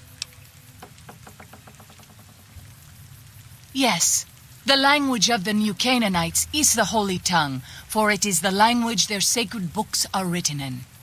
The Father in the caves brought it to them after the judgment, but the ancestors of the Sorrows sinned against him. They were denied the true tongue.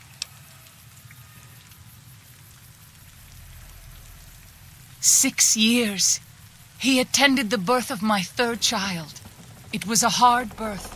The river nearly carried my water to the Father, and my child's with it. Daniel knew the ways of New Canaan's medicine. He stepped in and saved both of our lives. After the birth, I asked Daniel if he would teach me what he knew of childbirth. He agreed, and so here I am. What would you speak of? We have dwelt in the Narrows since the end that came in fire, when the Father in the caves punished the world and made us forget the holy tongue. We have had good relations with the other tribes in the valley, At least before Salt Upon Wounds brought his white legs here. We have Daniel to thank for our continued existence. His advice and help has kept the white legs from overrunning us so far. I do not know how long even he can protect us, though. He is war chief of the White Legs, and the worst butcher of them all. The tribes he has crushed are many. The warriors he has slain, countless. Have you not heard of the god of the New Canaanites? He is our protector and our judge. He helped our ancestors find their place here in Zion. He gave us many gifts, but we are not to seek him out. His caves are forbidden to us. Those who seek them out are taken from us.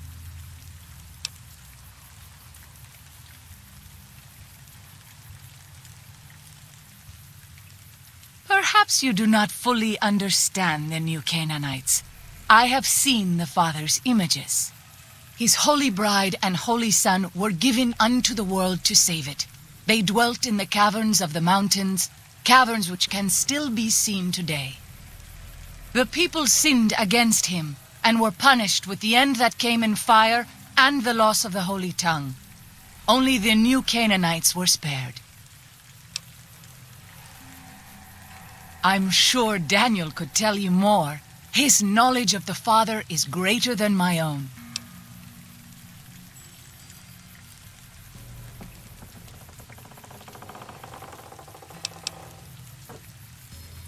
Then I will look forward to our next speaking.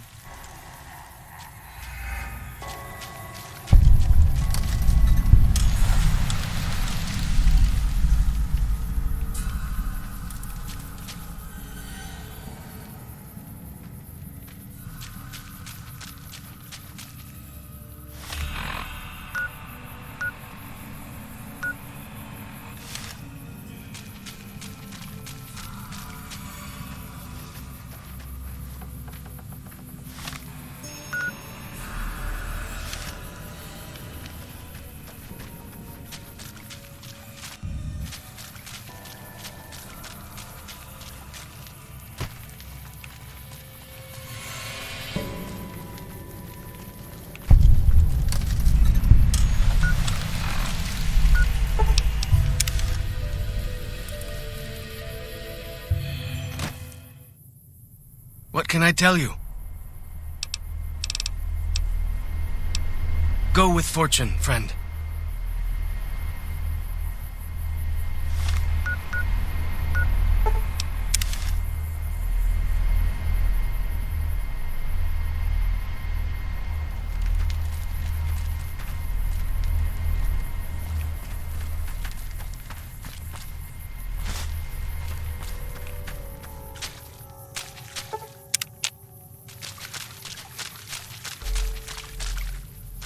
Ja, Dad. Ja, Dad. Gut.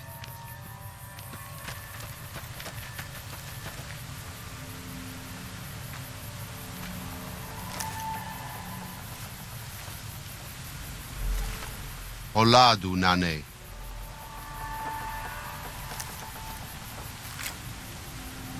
The dead horse has told me details about the attack on your caravan. A stranger's sympathy might not count for much, but for what it's worth, I'm sorry. The Sorrows will mourn your friends too. They mourn everyone, even the Whitelegs. They have sensitive souls. Innocent, if there is such a thing. In spite of what's happened, I hope that Joshua and I can help you out of here. But to be frank, we need your help too. I used to help the Sorrows with various medical problems and general issues they were having, but my bishop sent me here as a missionary. We New Canaanites believe that there is a path to salvation for everyone, and it's important that we set people on that path if they are willing. A spiritual wasteland, yes. We believe that before this life, our souls existed elsewhere. And after we die, our souls will leave this world. During our time here, we have the burden of choice. The choices we make determine where we go in the spirit world and how we will face judgment. New Canaanites believe as many once did, that God was made flesh here on earth as a man named Jesus Christ. He sacrificed his life to save us. Every sin, every terrible thing that you, me, or any one of us have done for all time was washed away by his blood. We just have to accept his love. That's why we visit the tribes, to spread the good news. For all we know, we New Canaanites may be all that remains of Christ's followers.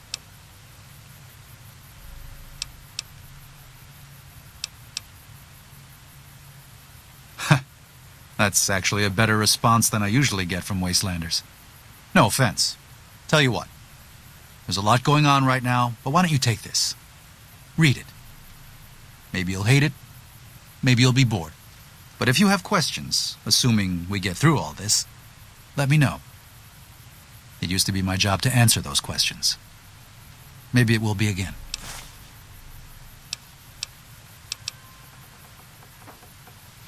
There's an old saying that goes, if you want peace, get ready for war. You've got me figured half right. I'll shoot dead any white leg that tries to creep into this camp. But it's only to protect the Sorrows. The Lord helps those who help themselves. But the Sorrows don't know how.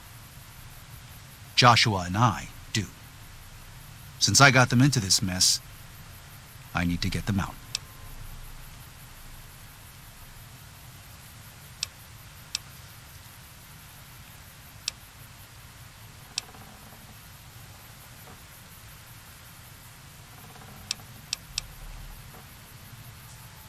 The New Canaanites interfered in their lives. We did that. And we've done it before, with others. Always with good intentions, but things go wrong. When that happens, we can't just abandon them, let them die at the hands of New Canaan's enemies.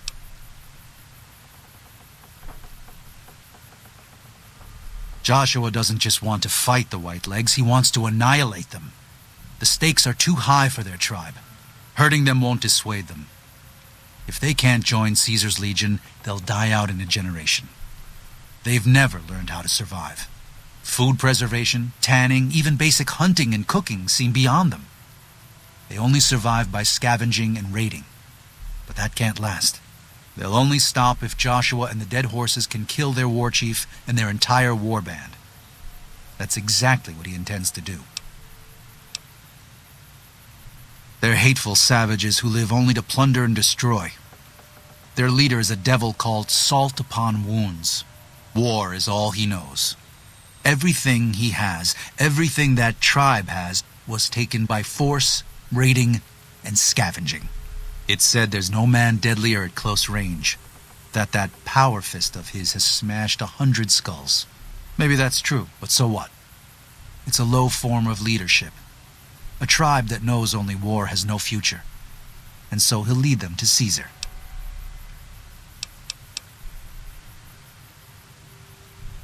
Father in the... Oh, right. He's some spirit the Sorrows used to believe in. Watched over them from the caves in the valley. They marked some of the caves around here because they think they'll be punished for going inside. I think as more of them learn the teachings of the New Canaanites, they'll lose their old superstitions.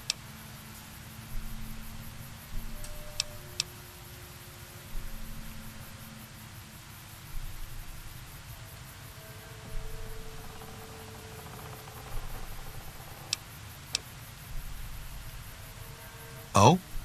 Oh. Of course. How stupid of me.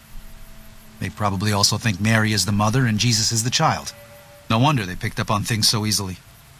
I guess it just goes to show how difficult it is to communicate sometimes.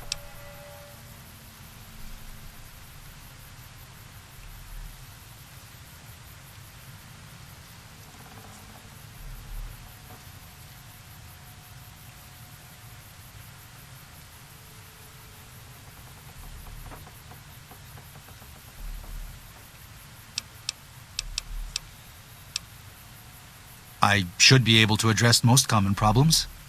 What's the matter?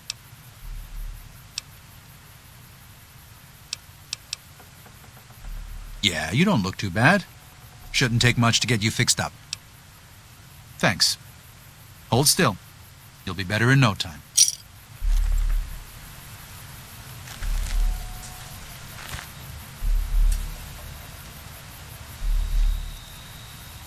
I'm glad to see you're still with us. How can I help you? Well, I'll be. I was starting to lose hope we'd be able to get any of this, much less all of it. Tribals are smart, but, well, they're ignorant. Letting go of a taboo is difficult for them. So I knew it would have to be one of us. Turns out all it took was a Gentile, or, no offense. These supplies are a godsend. But if we're going to evacuate Zion without drawing more white leg attention, I need you to go back into the valley. Specifically, I need you to scout out some locations for white legs and try to recover a map of Grand Staircase, a wilderness area to the east. There's also the matter of the roads. We're going to be heading out of the east side of the park, but I'm not sure the way is clear.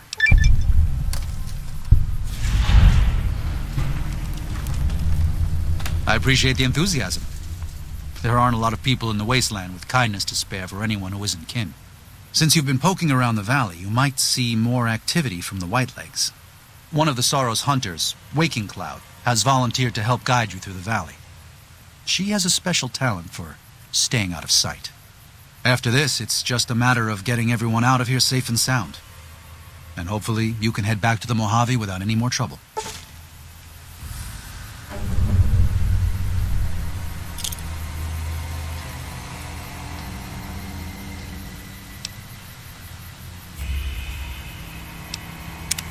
Well, here we part ways.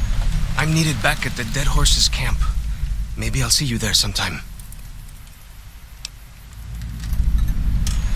Sorry. Joshua was pretty clear. Get you to Daniel, then come on home. You can take it up with him if you'd like.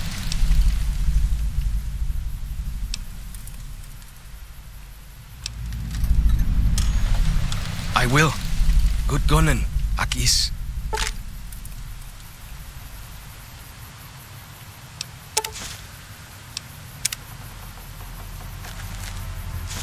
Daniel said that I was to travel with you until you have completed your scouting. Is this pleasing to you? Certainly. We should make haste then.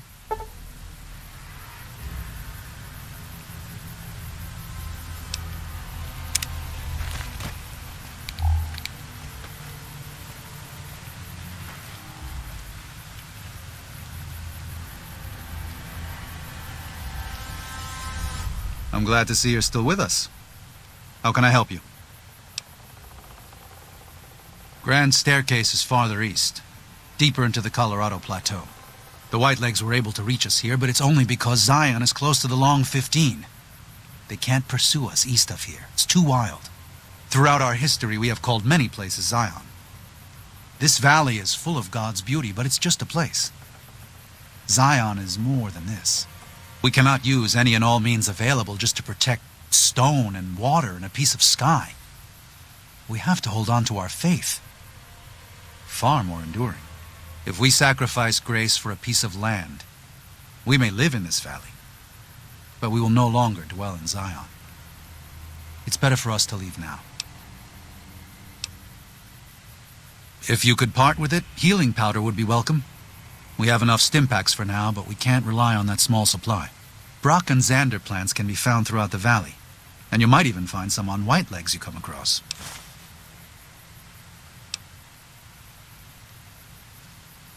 Ah, that's great news. We can use anything you can offer. That's very generous of you. 5 doses will help a great deal. Ah, that's great news. We can use anything you can offer. Your generosity is... well, I just can't thank you enough. Until then.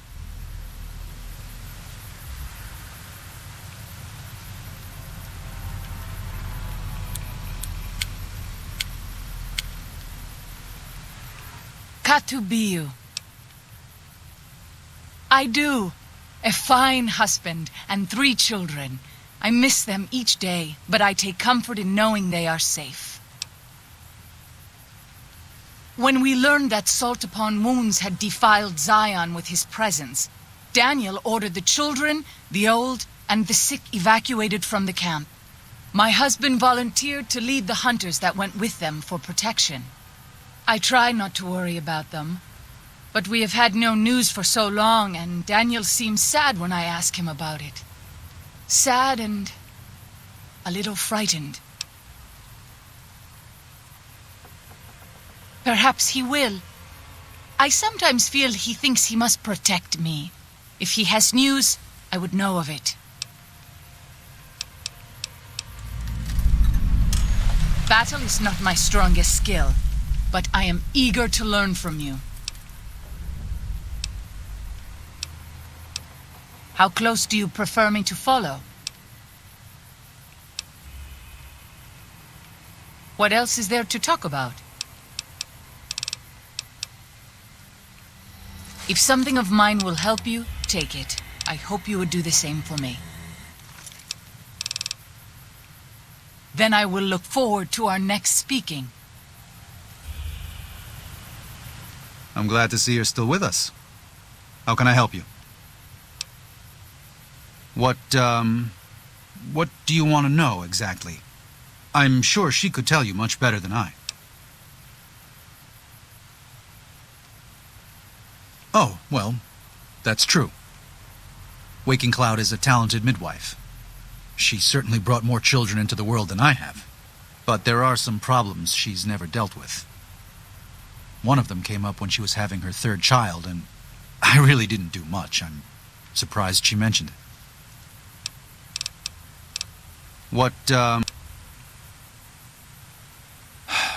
I did. Her 3 children are safe. They made it north weeks ago and met up with New Canaanites heading east. Her husband didn't make it. He died protecting their children from a white-leg attack.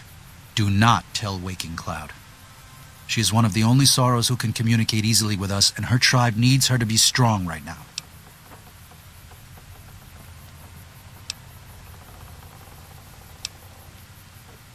To everything, there is a season.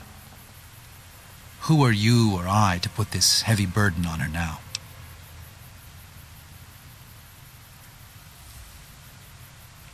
I know, you're right.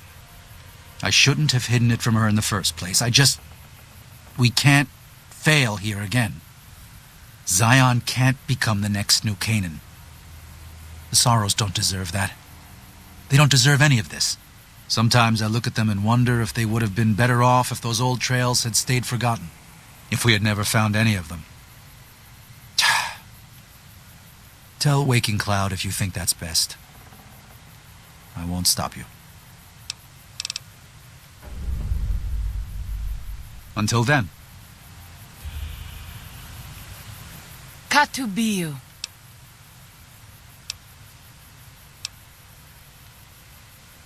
What? No. You must be mistaken. Daniel would have told me. How dare he? What gives him the right? I thought Daniel was my friend, but he cares nothing for the Sorrows.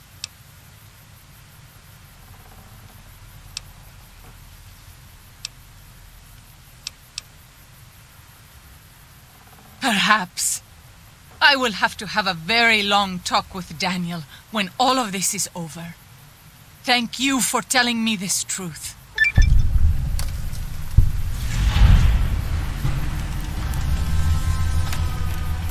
I'm glad to see you're still with us.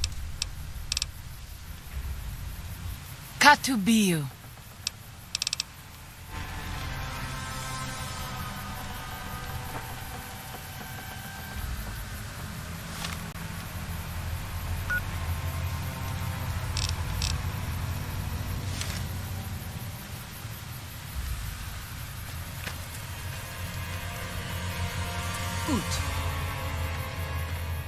Hoi!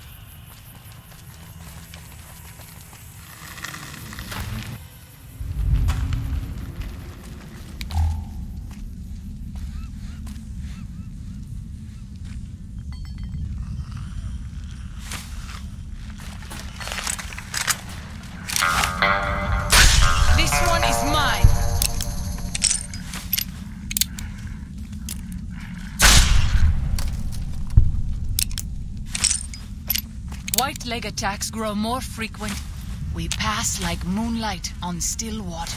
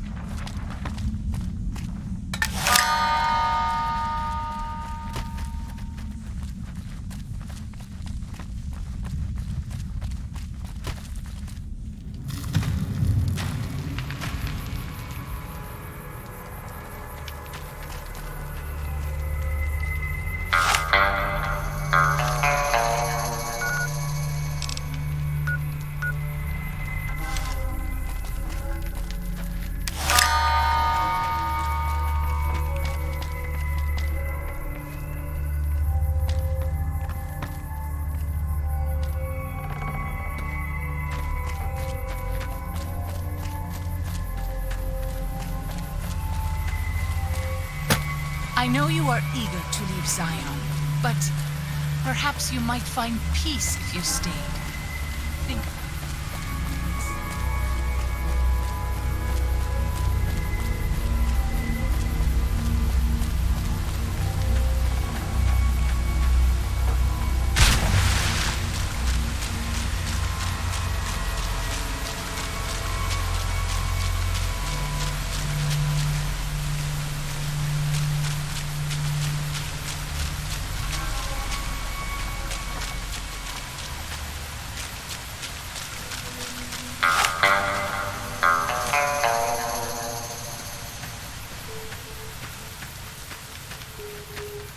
Oladu Sagasi.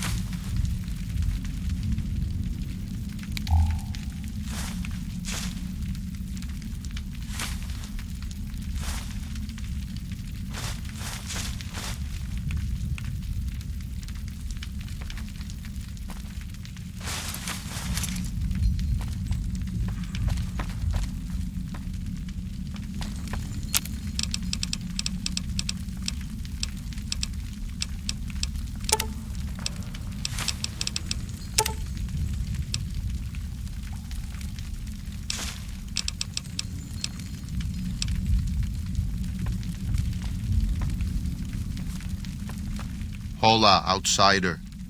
Welcome, child of omens. You come to receive visions of truth? Take drugs, kill a bear, seek medicine plant, return with sacred datura root, receive visions of truth, they guide you.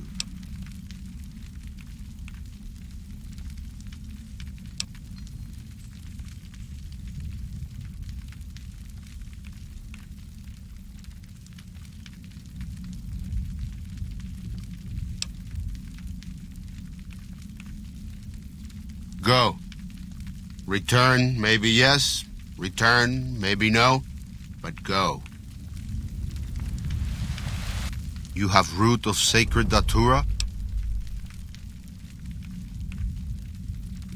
These roots made sacred vision tea. You drink, you see path before you. Ready? Drink. Tea is strong. Tea is bitter. Wisdom is strong. Wisdom is bitter. You see? You go to cave. Find ghost of she. Lay ghost to rest. This your quest. Bring peace where was strife. Go. Father, I ask that you guide this man who is the vessel of your will. Show him the light of your wisdom and the peace of your love. Amen.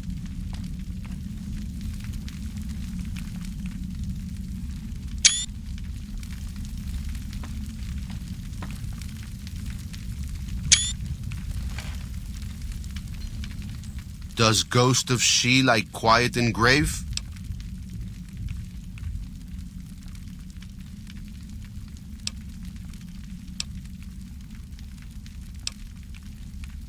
Sad story, not for your ears from my lips. Ask midwife, she speak to your ears. Katubiu. That is a sad story. I do not like to tell it, but if you are asking, it must be at Whitebird's request. That I will honor. Long ago, a girl lived among this tribe. She was a curious child, and a clever one, and her mother had a devil's time watching over her. One day, the child slipped away from camp and went to play in the caves nearby. The girl did not know that a Yaogwai slept in that cave. The girl died. The tribe wept. For the girl had died before her naming day, and her ghost would remain restless and wandering upon the earth. Many hunters tried to kill the beast, but it eluded them or drove them off. The shaman said that since it had consumed the girl, the two were one. So we call the beast Ghost of She, for the child had no name to be called. That is the story of the Ghost of She. It is a sad story. It is our story. Then I will look forward to our next speaking.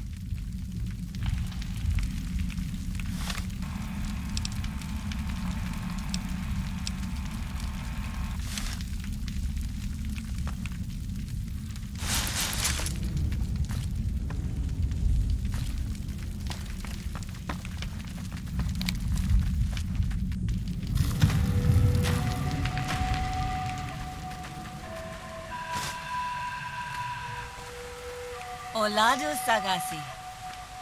Olado Sagasi.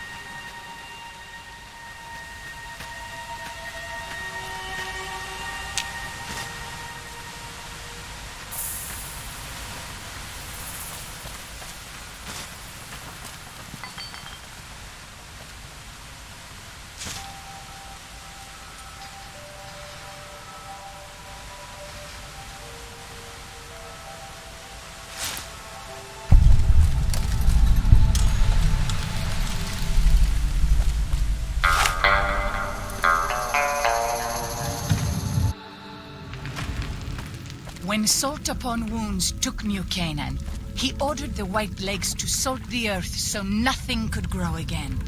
What kind of monster could do that?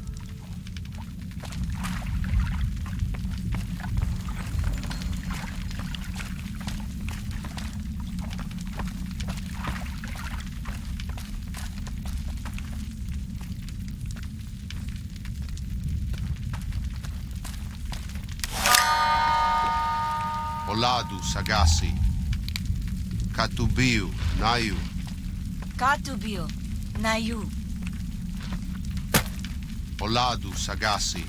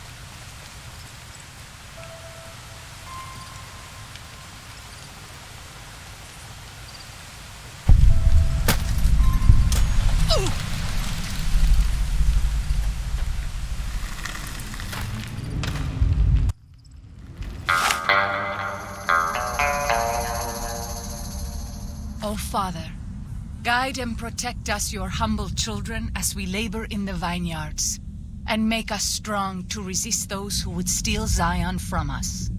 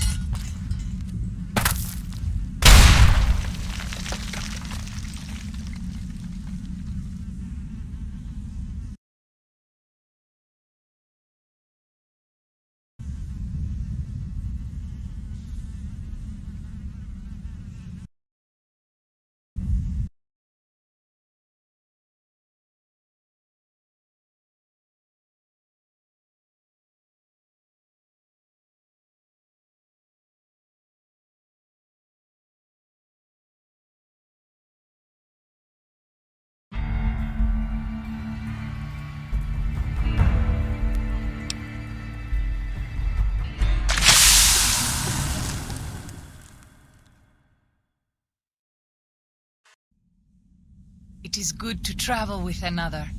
I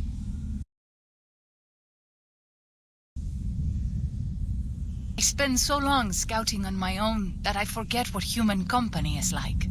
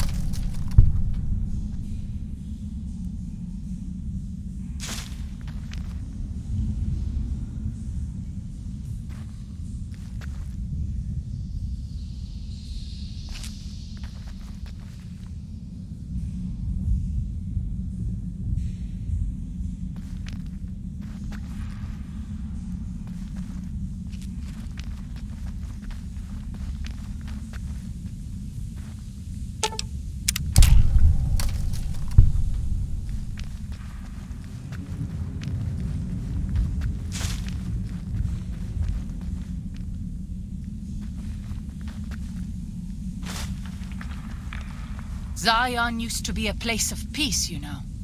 Daniel says that it is holy in the eyes of the Father. I hope someday you will see it as it was.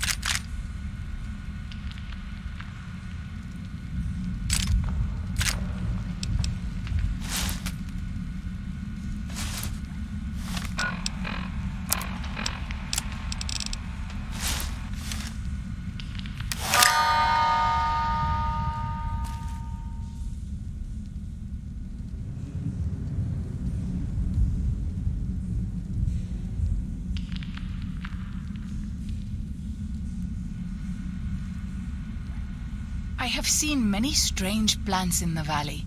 Plants that seem to hunger for human flesh. Where they come from, I do not know.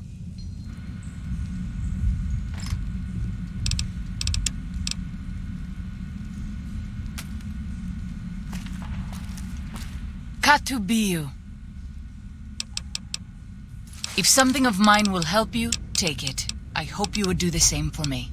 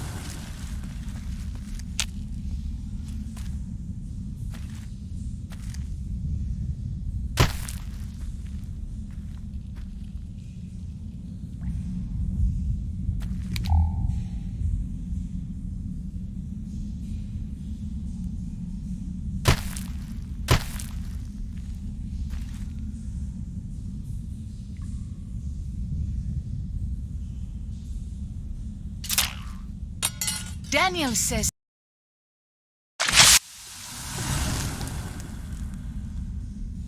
O Father, guide and protect us, your humble children, as we labor in the vineyards, and make us strong to resist those who would steal Zion from us.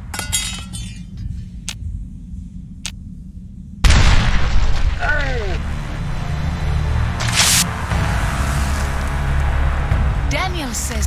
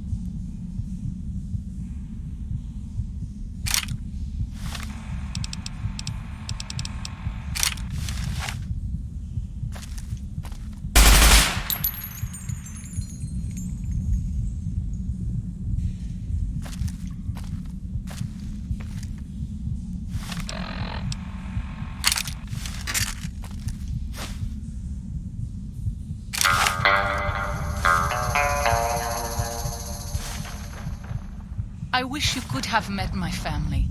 You would like them, I think.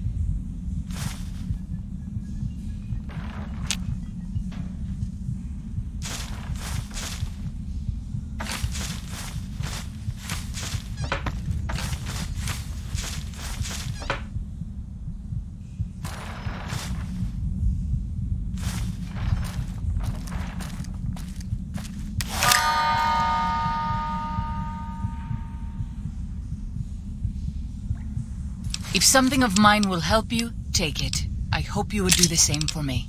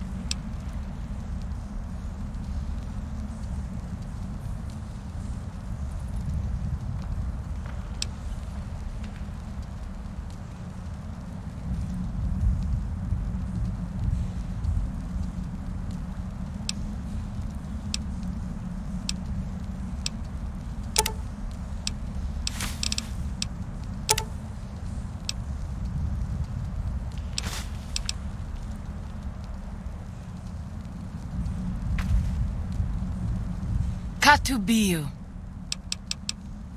If something of mine will help you, take it. I hope you would do the same for me.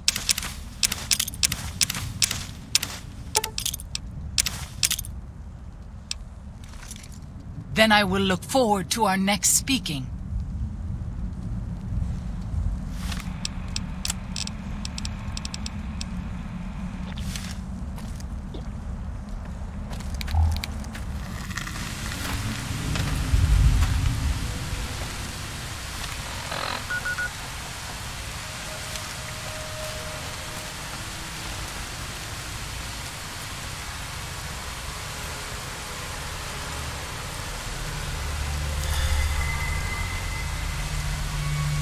O Father, guide and protect us, your humble children, as we labor in the vineyards, and make us strong to resist those who would steal Zion from us.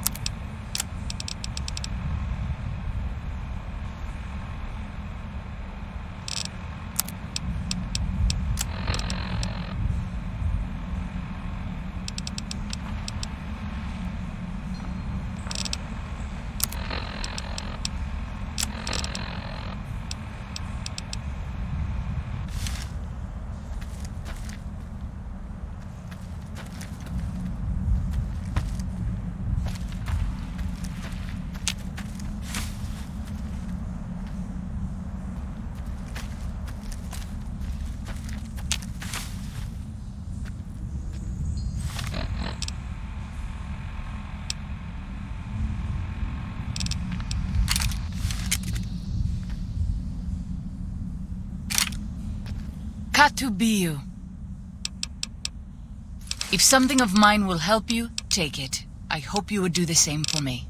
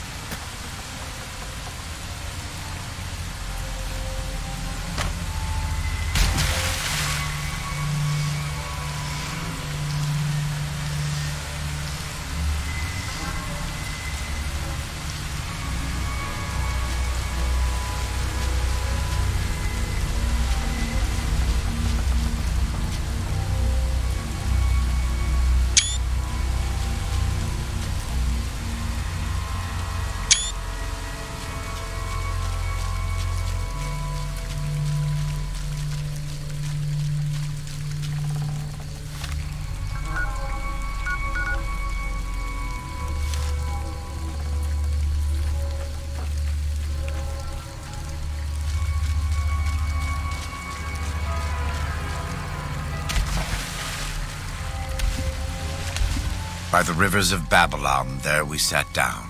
Yea, we wept, when we remembered Zion.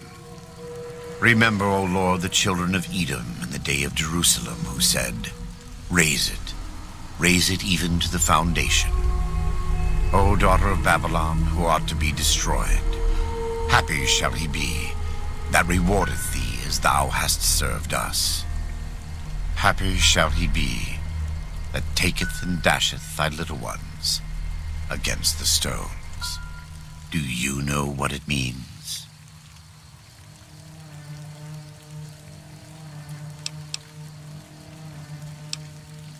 Given those two choices, yes. In the best of all possible worlds, they would just leave us in peace. But they won't. I don't enjoy killing, but when done righteously, it's just a chore, like any other. Practiced hands make for short work, and the good Lord knows there's much to be done here.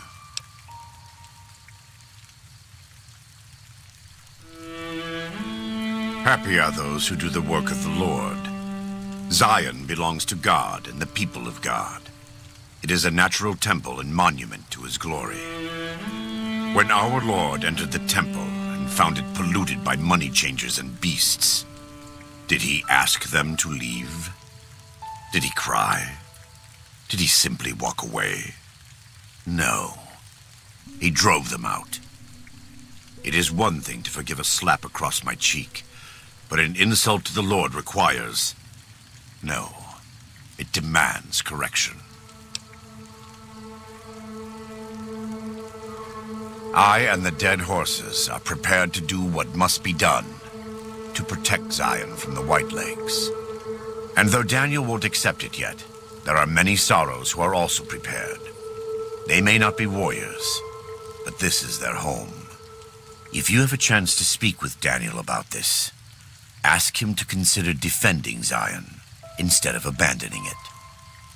He has good intentions, but I fear that if we evacuate the sorrows from this place, it will be lost to them, and us, forever.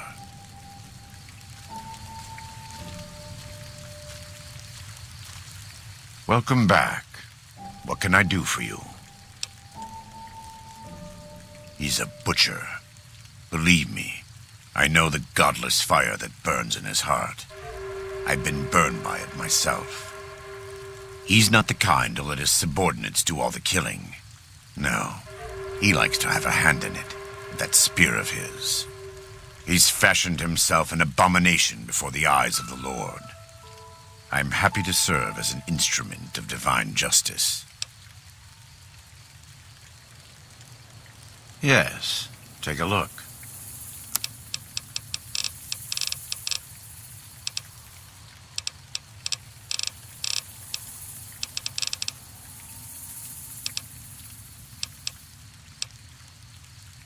It's not something I enjoy, but I pray to God that someone may learn from my mistakes. What would you like to know? I was born in Ogden, what people came to call New Canaan. Things were more peaceful when I was growing up. When I was a young man, I went out into the world to do missionary work, as all New Canaanites do.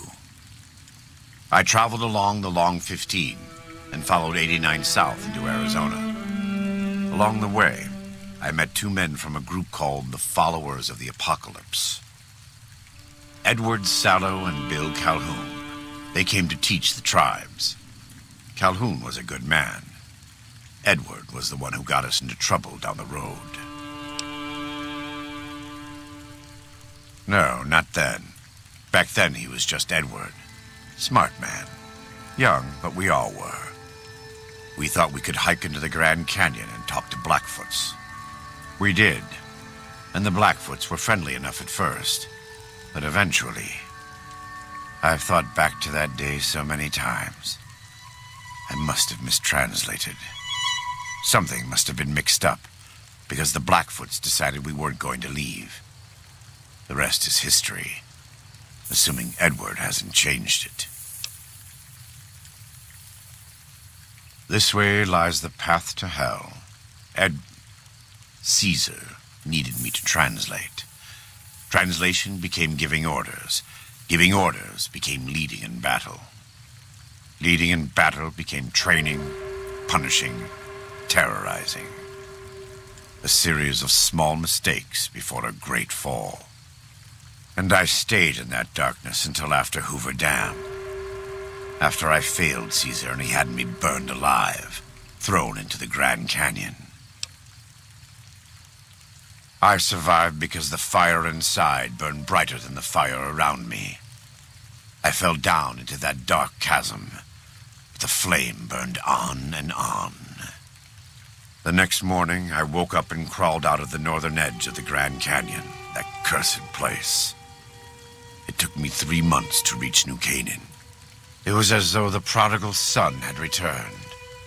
They welcomed me like I had never left, never done anything to shame them.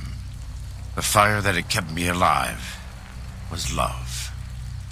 Their love. God's love. I will never be able to repay the debt I owe to them, but I must try.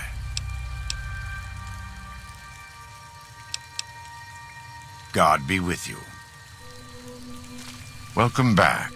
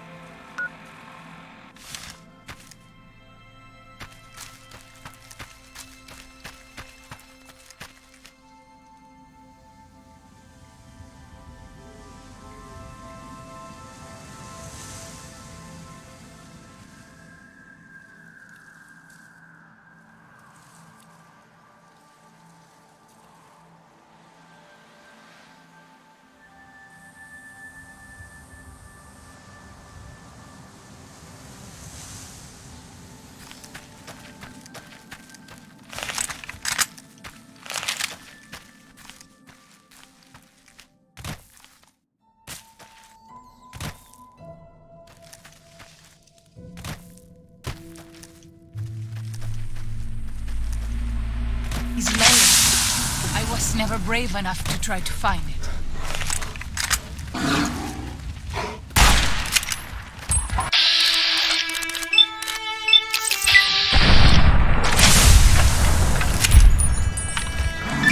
This one is mine.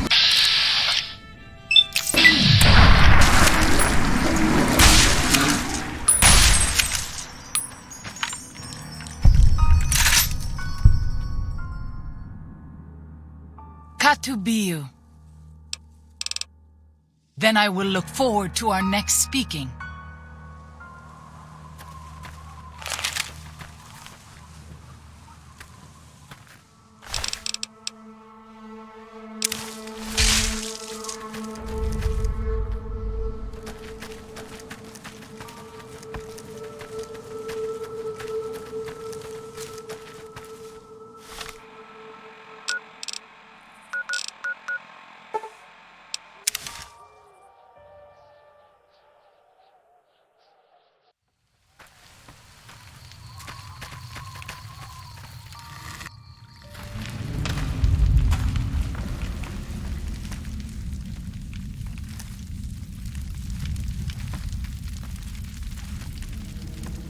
Does Ghost of She like quiet and grave? Then visions of truth are at an end. Will you learn from truth? Maybe yes, maybe no. Only for you to decide. Here, take. Gift to remind you of visions. Use well, or sell to curious trader. Either way, says much about you.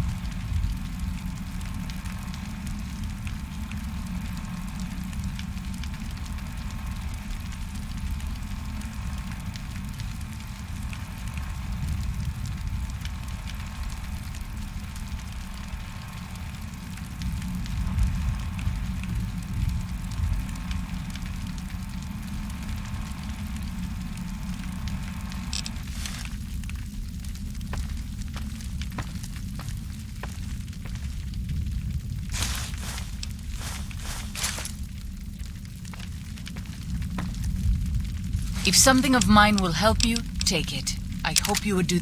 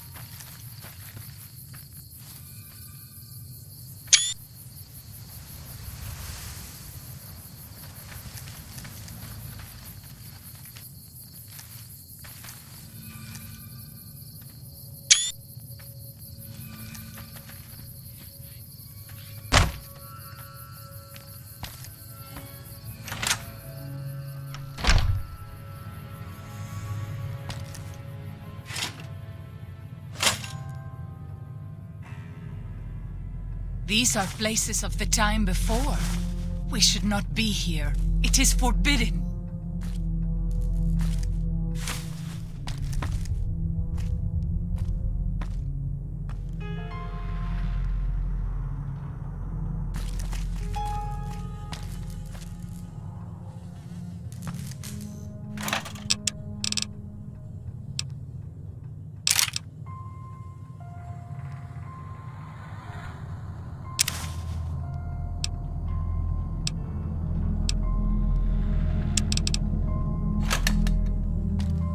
Katubiu.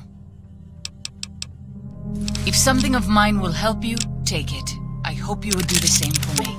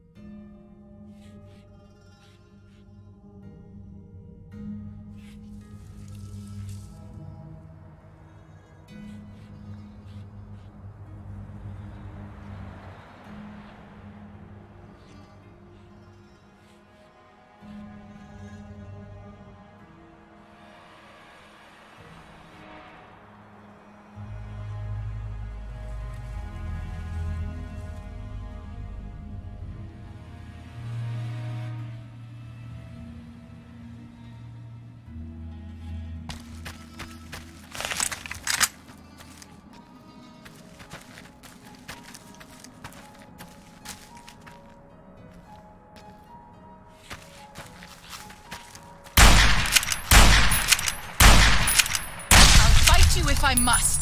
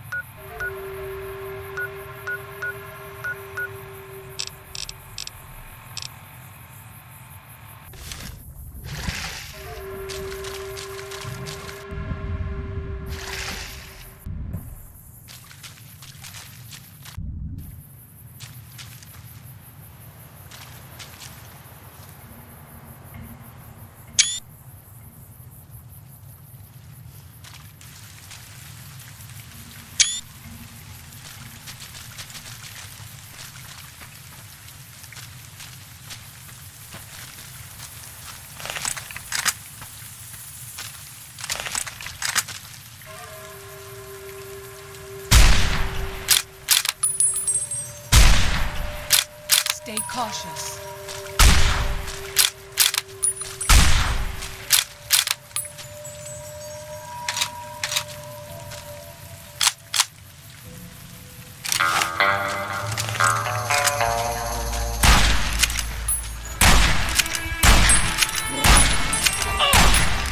I need healing powder.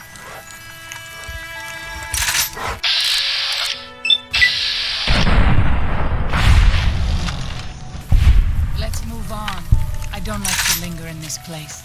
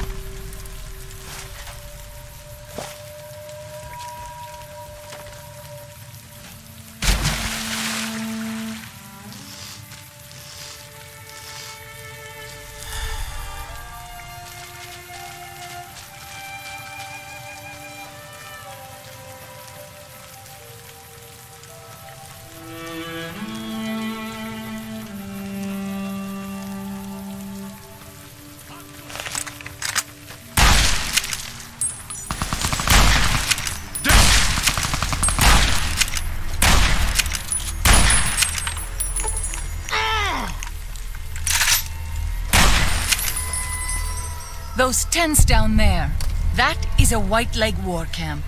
Do you see the war totems they've erected around the tents? White Leg warriors pray to them for strength and savagery before battle. This is no raiding band.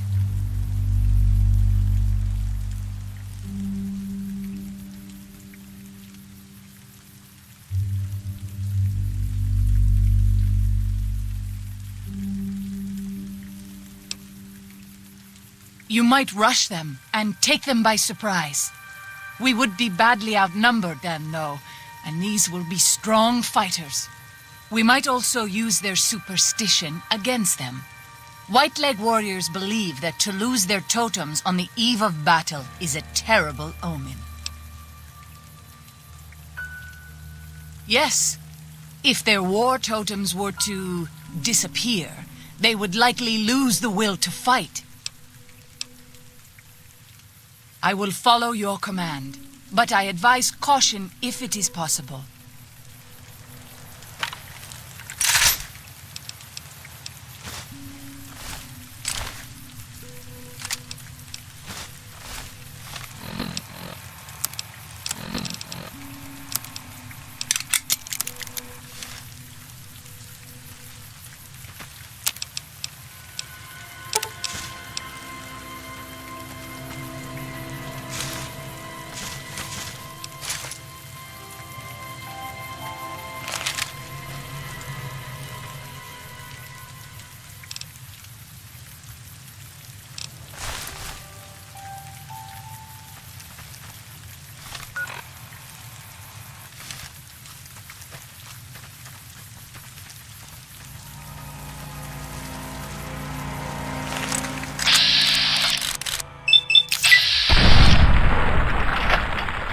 Let's move on. I don't like to linger in this place. You leave me no choice.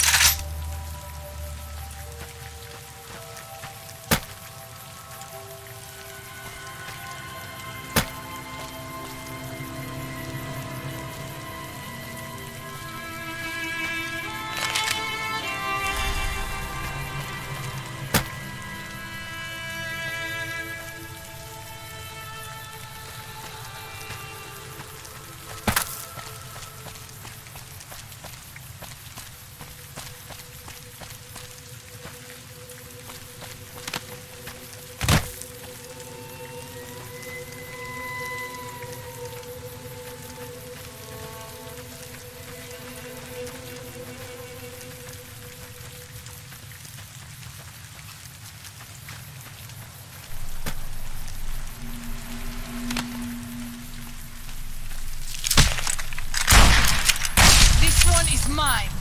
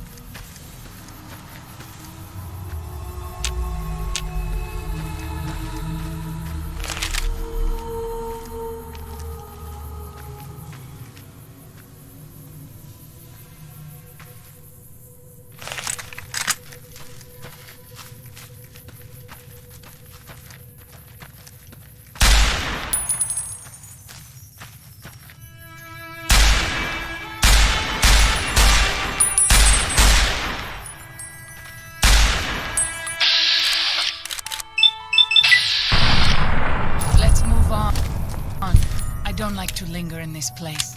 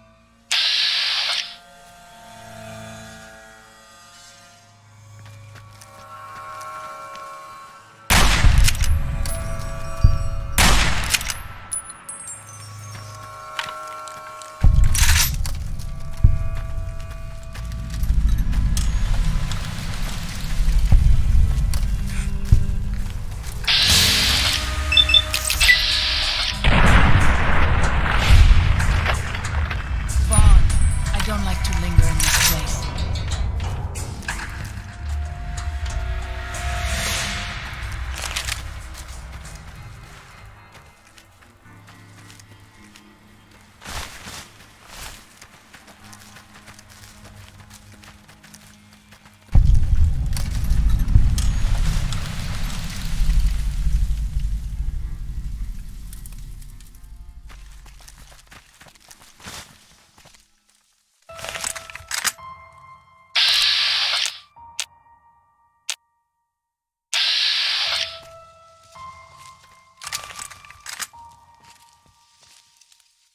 Stay cautious.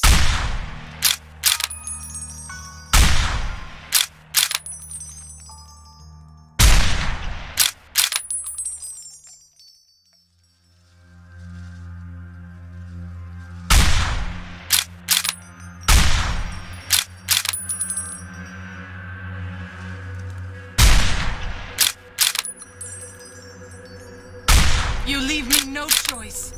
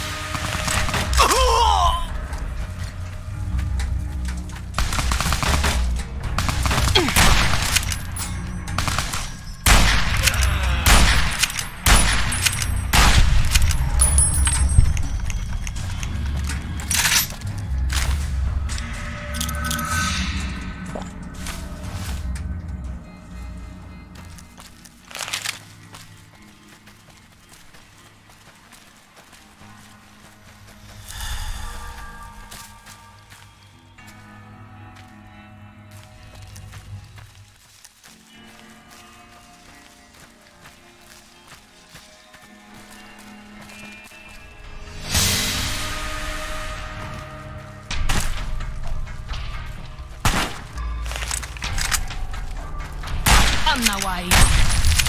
Messy business. I am glad it's over.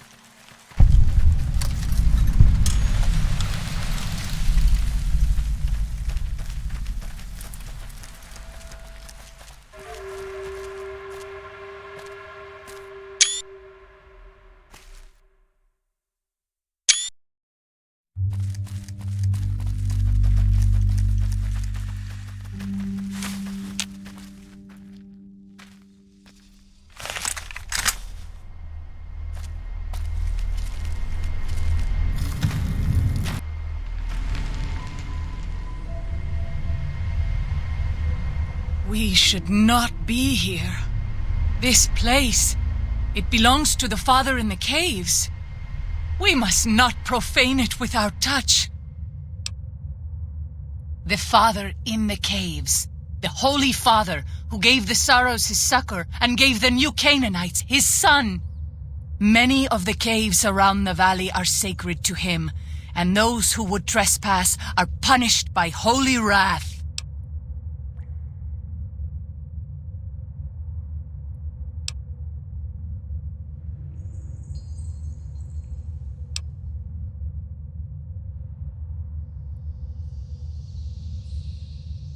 I understand.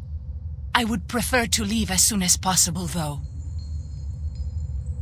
Katubiu. Then I will look forward to our next speaking.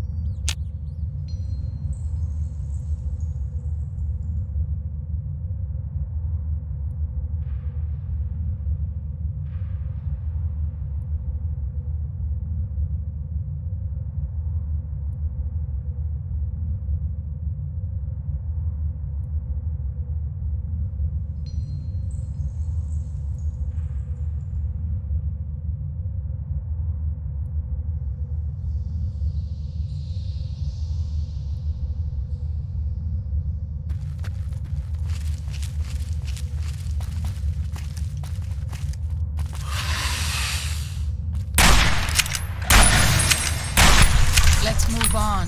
I don't like to linger in this place.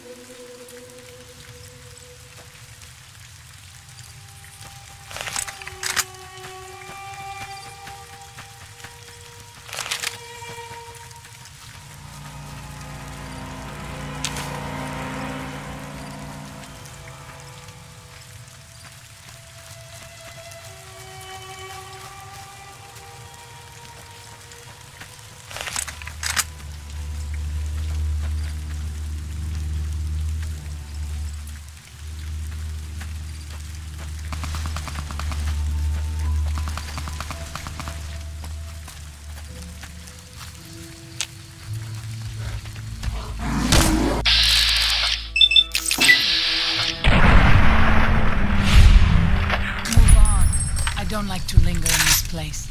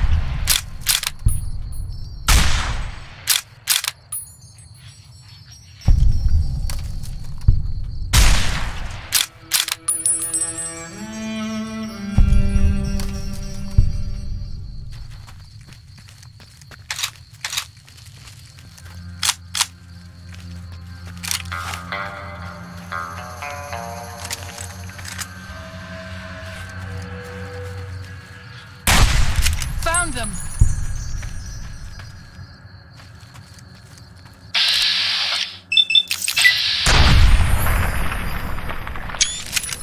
Let's move on. I don't like to linger in this place.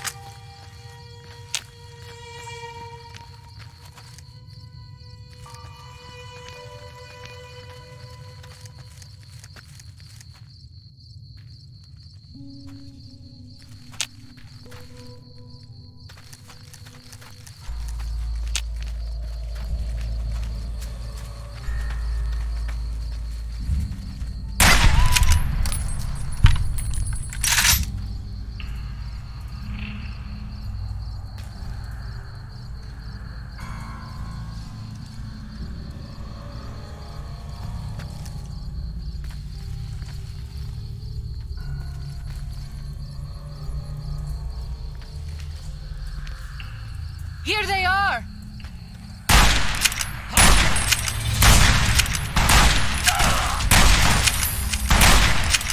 By God, girl!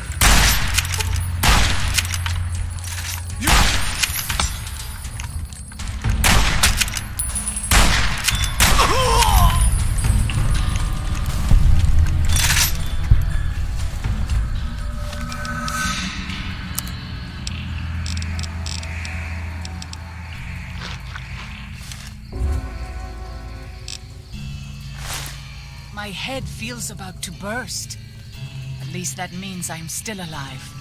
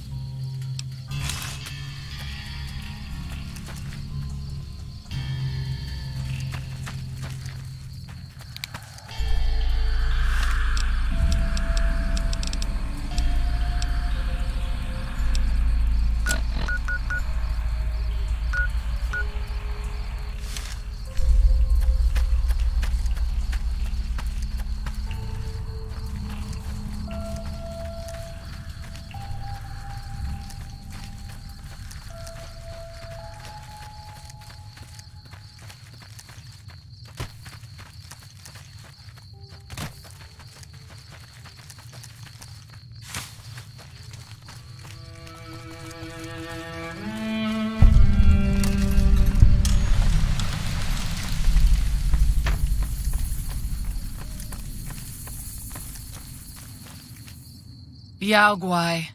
Even our strongest hunters could not hope to kill so many. There must be a nest nearby. Fighting so many at once is a dangerous prospect, unless you are a truly mighty warrior. This many so close together suggests a nest nearby. If we find it and destroy it, we might have better luck. Did Daniel not give you some of the new Canaanites' fire clay? That could easily collapse a cave and trap the beasts inside. Look around and see if you can find a cave nearby. It may prove easier than slaying the beasts. I stand with you.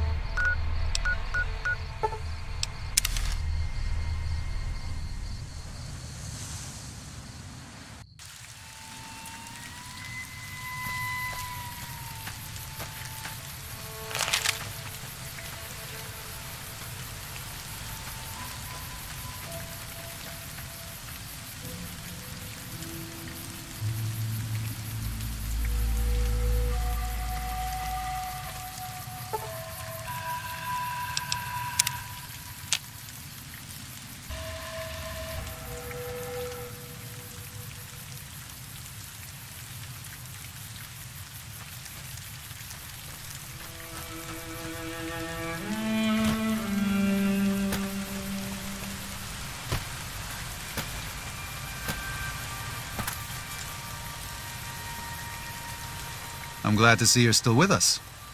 How can I help you? I appreciate it.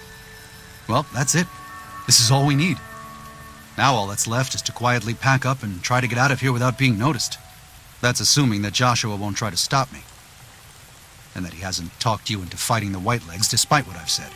Don't worry, I don't hold it against you. You're an outsider.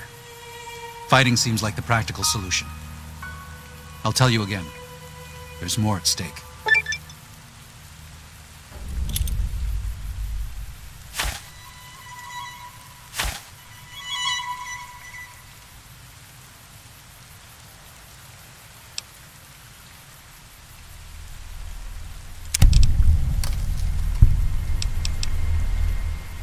Even our Lord had doubts. Think it over, but listen to your heart. And do it quickly. We don't have much time.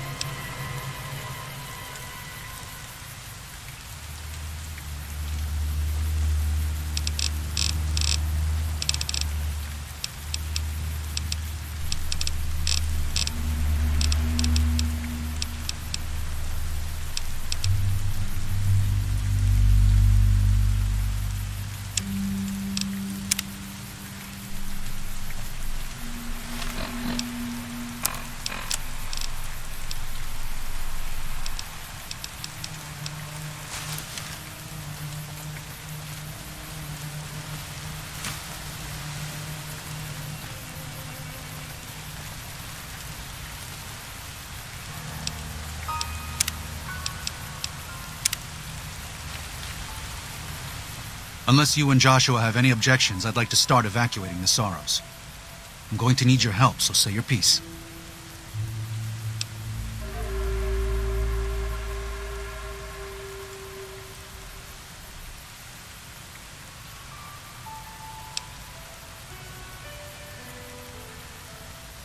It may be.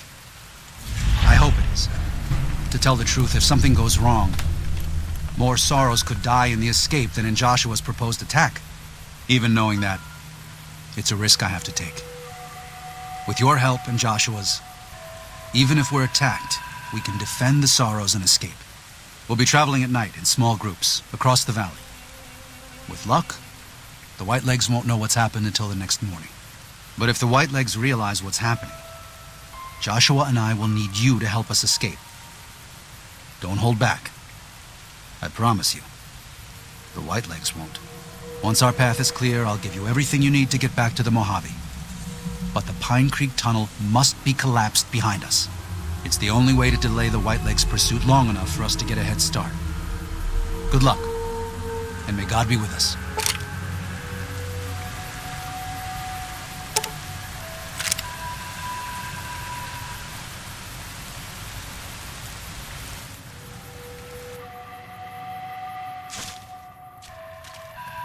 Daniel must have made it to the tunnel by now. But there are sorrows all over the valley. We have to help them and get Daniel out of here. Right.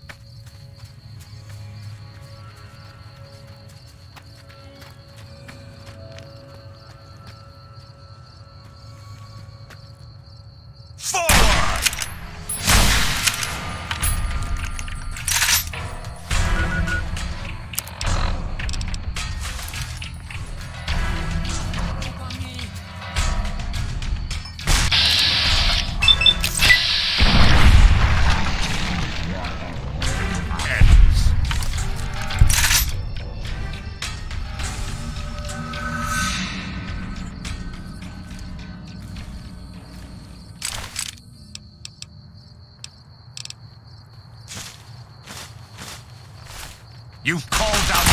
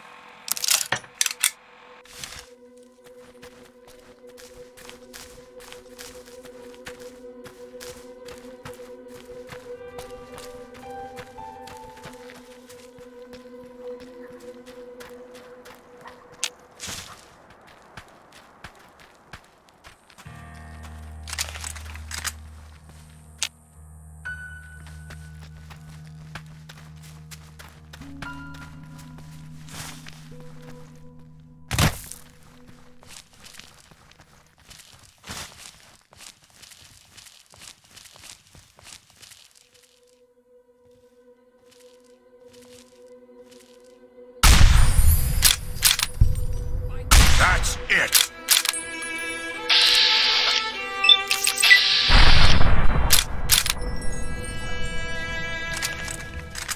Prepare to meet your maker.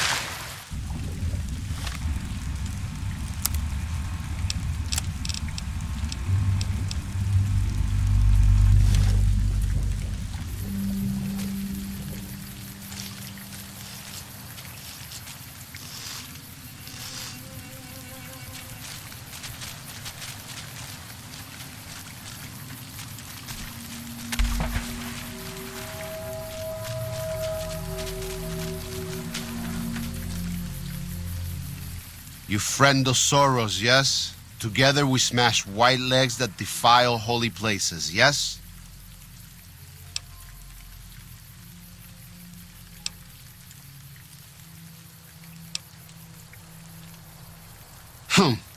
Since you are friend to Soros, we go. But you kill white legs. We smash white legs now, yes?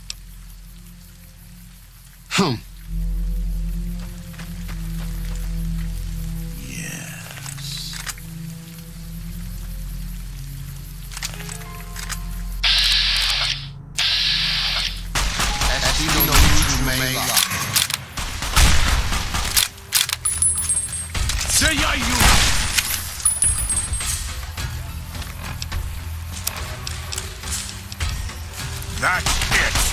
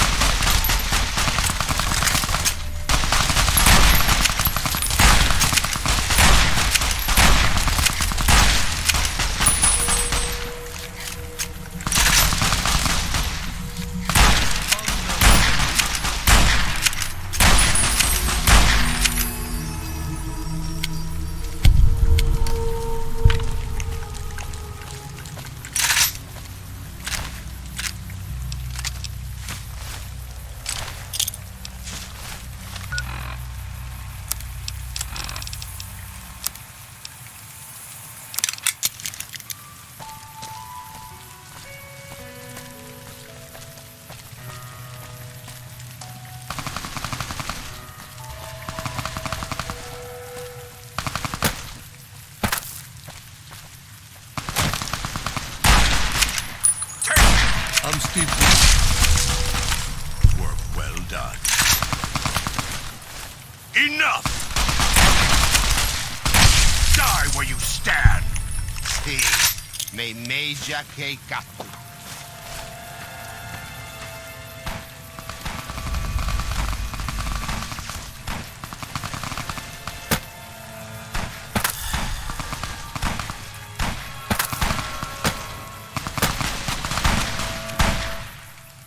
Foolish, Outman. You best white legs, you think. By my spear, you die!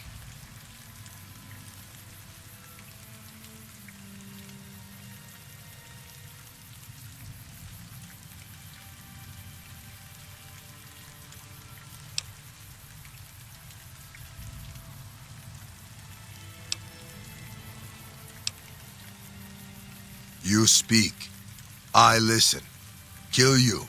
Maybe I not. Maybe.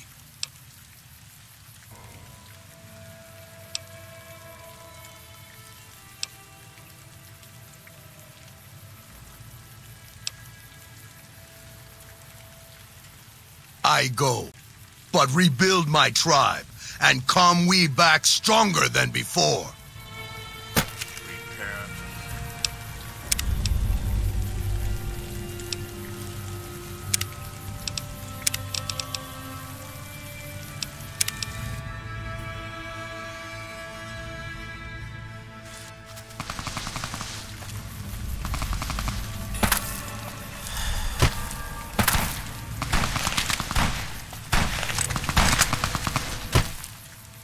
Foolish. Ha! Yes! End!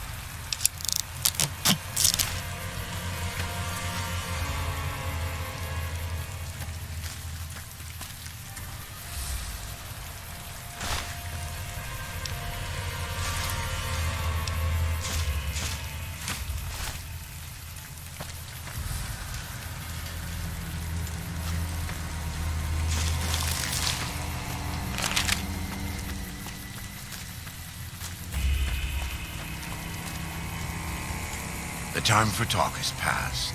The Lord's work must be done. Please, have you done everything you can for the sorrows? Are they all accounted for? You've done more than I could have ever hoped for. Thank you. And may God protect you for all of your days. Goodbye.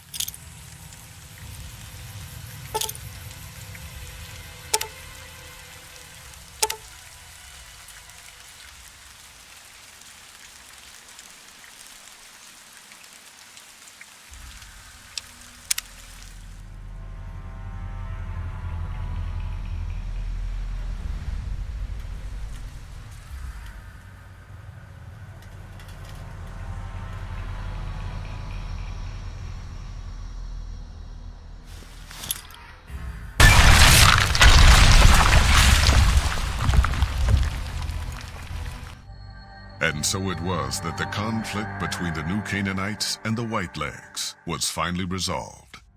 The couriers' involvement had tipped the scale, shifting the fragile balance of power. After the Whitelegs drove the sorrows from Zion, they celebrated by destroying all traces of the valley's former inhabitants. They appealed to the Legion for assimilation, but were denied. Their failure to eradicate the new Canaanites in Grand Staircase and farther up the Colorado had not gone unnoticed. The Whitelegs made a half-hearted effort to find the new Canaanites, but were driven off by dead horses trained in the ways of Joshua Graham. The Whitelegs lost all hope of joining the Legion and disintegrated into a number of petty raiding bands, leaving Zion Valley a polluted cistern. Daniel succeeded in leading the Sorrows out of Zion, as he had wanted to do from the start. The courier protected the Sorrows during the evacuation, ensuring that most reached their destination unharmed. Over the weeks and months to come, Daniel would see to the Sorrows' resettlement in Grand Staircase. Their adjustment to their new home was not without difficulty, but eventually, the Sorrows came to accept the loss of Zion. Having helped Daniel and the Sorrows escape from Zion, the Dead Horses returned to their home at Dead Horse Point. The tribe continued to learn from the new Canaanites, and over many years built a flourishing community along the banks of the Colorado. Though the tribe's bond would endure, it was Joshua Graham's legend the Dead Horses would revere, not the tenets of New Canaan's faith. Already weakened by several seasons of bad trading, the Happy Trails Caravan Company was initially discouraged by the results of its expedition. The fate of New Canaan and the evacuation of the Sorrows from Zion made the prospect of trading seem fruitless. When Daniel told his family about the exploits of Happy Trails employee the courier, however, New Canaan decided to repay the company's kindness. Twice per year, New Canaanites made the dangerous journey west to trade with a company in the city of New Reno. The Happy Trails Caravan Company could not survive on such trading alone, but the New Canaanites' generosity made tough times go easier. Waking Cloud was distraught when she learned of her husband's death, but took comfort from her tribe and the compassion of the new Canaanites. She forgave Daniel for having concealed her husband's fate from her and learned to accept his fate. When her grief faded, she took a husband from the Dead Horse tribe. At her bidding, he stayed close to home. After leading the Sorrows from their home in Zion to safety in Grand Staircase, Daniel continued to wonder if he'd made the right choice. He spent his life evangelizing the beliefs of his people to a new generation of young men and women, as his ancestors had for centuries before him. He was happy with his family. But for the rest of his life, there were nights when he awoke with sadness to find he had been dreaming of Zion. And with that, the courier walked out of the history of the tribes of Zion and back to the gathering storm of the Mojave Wasteland.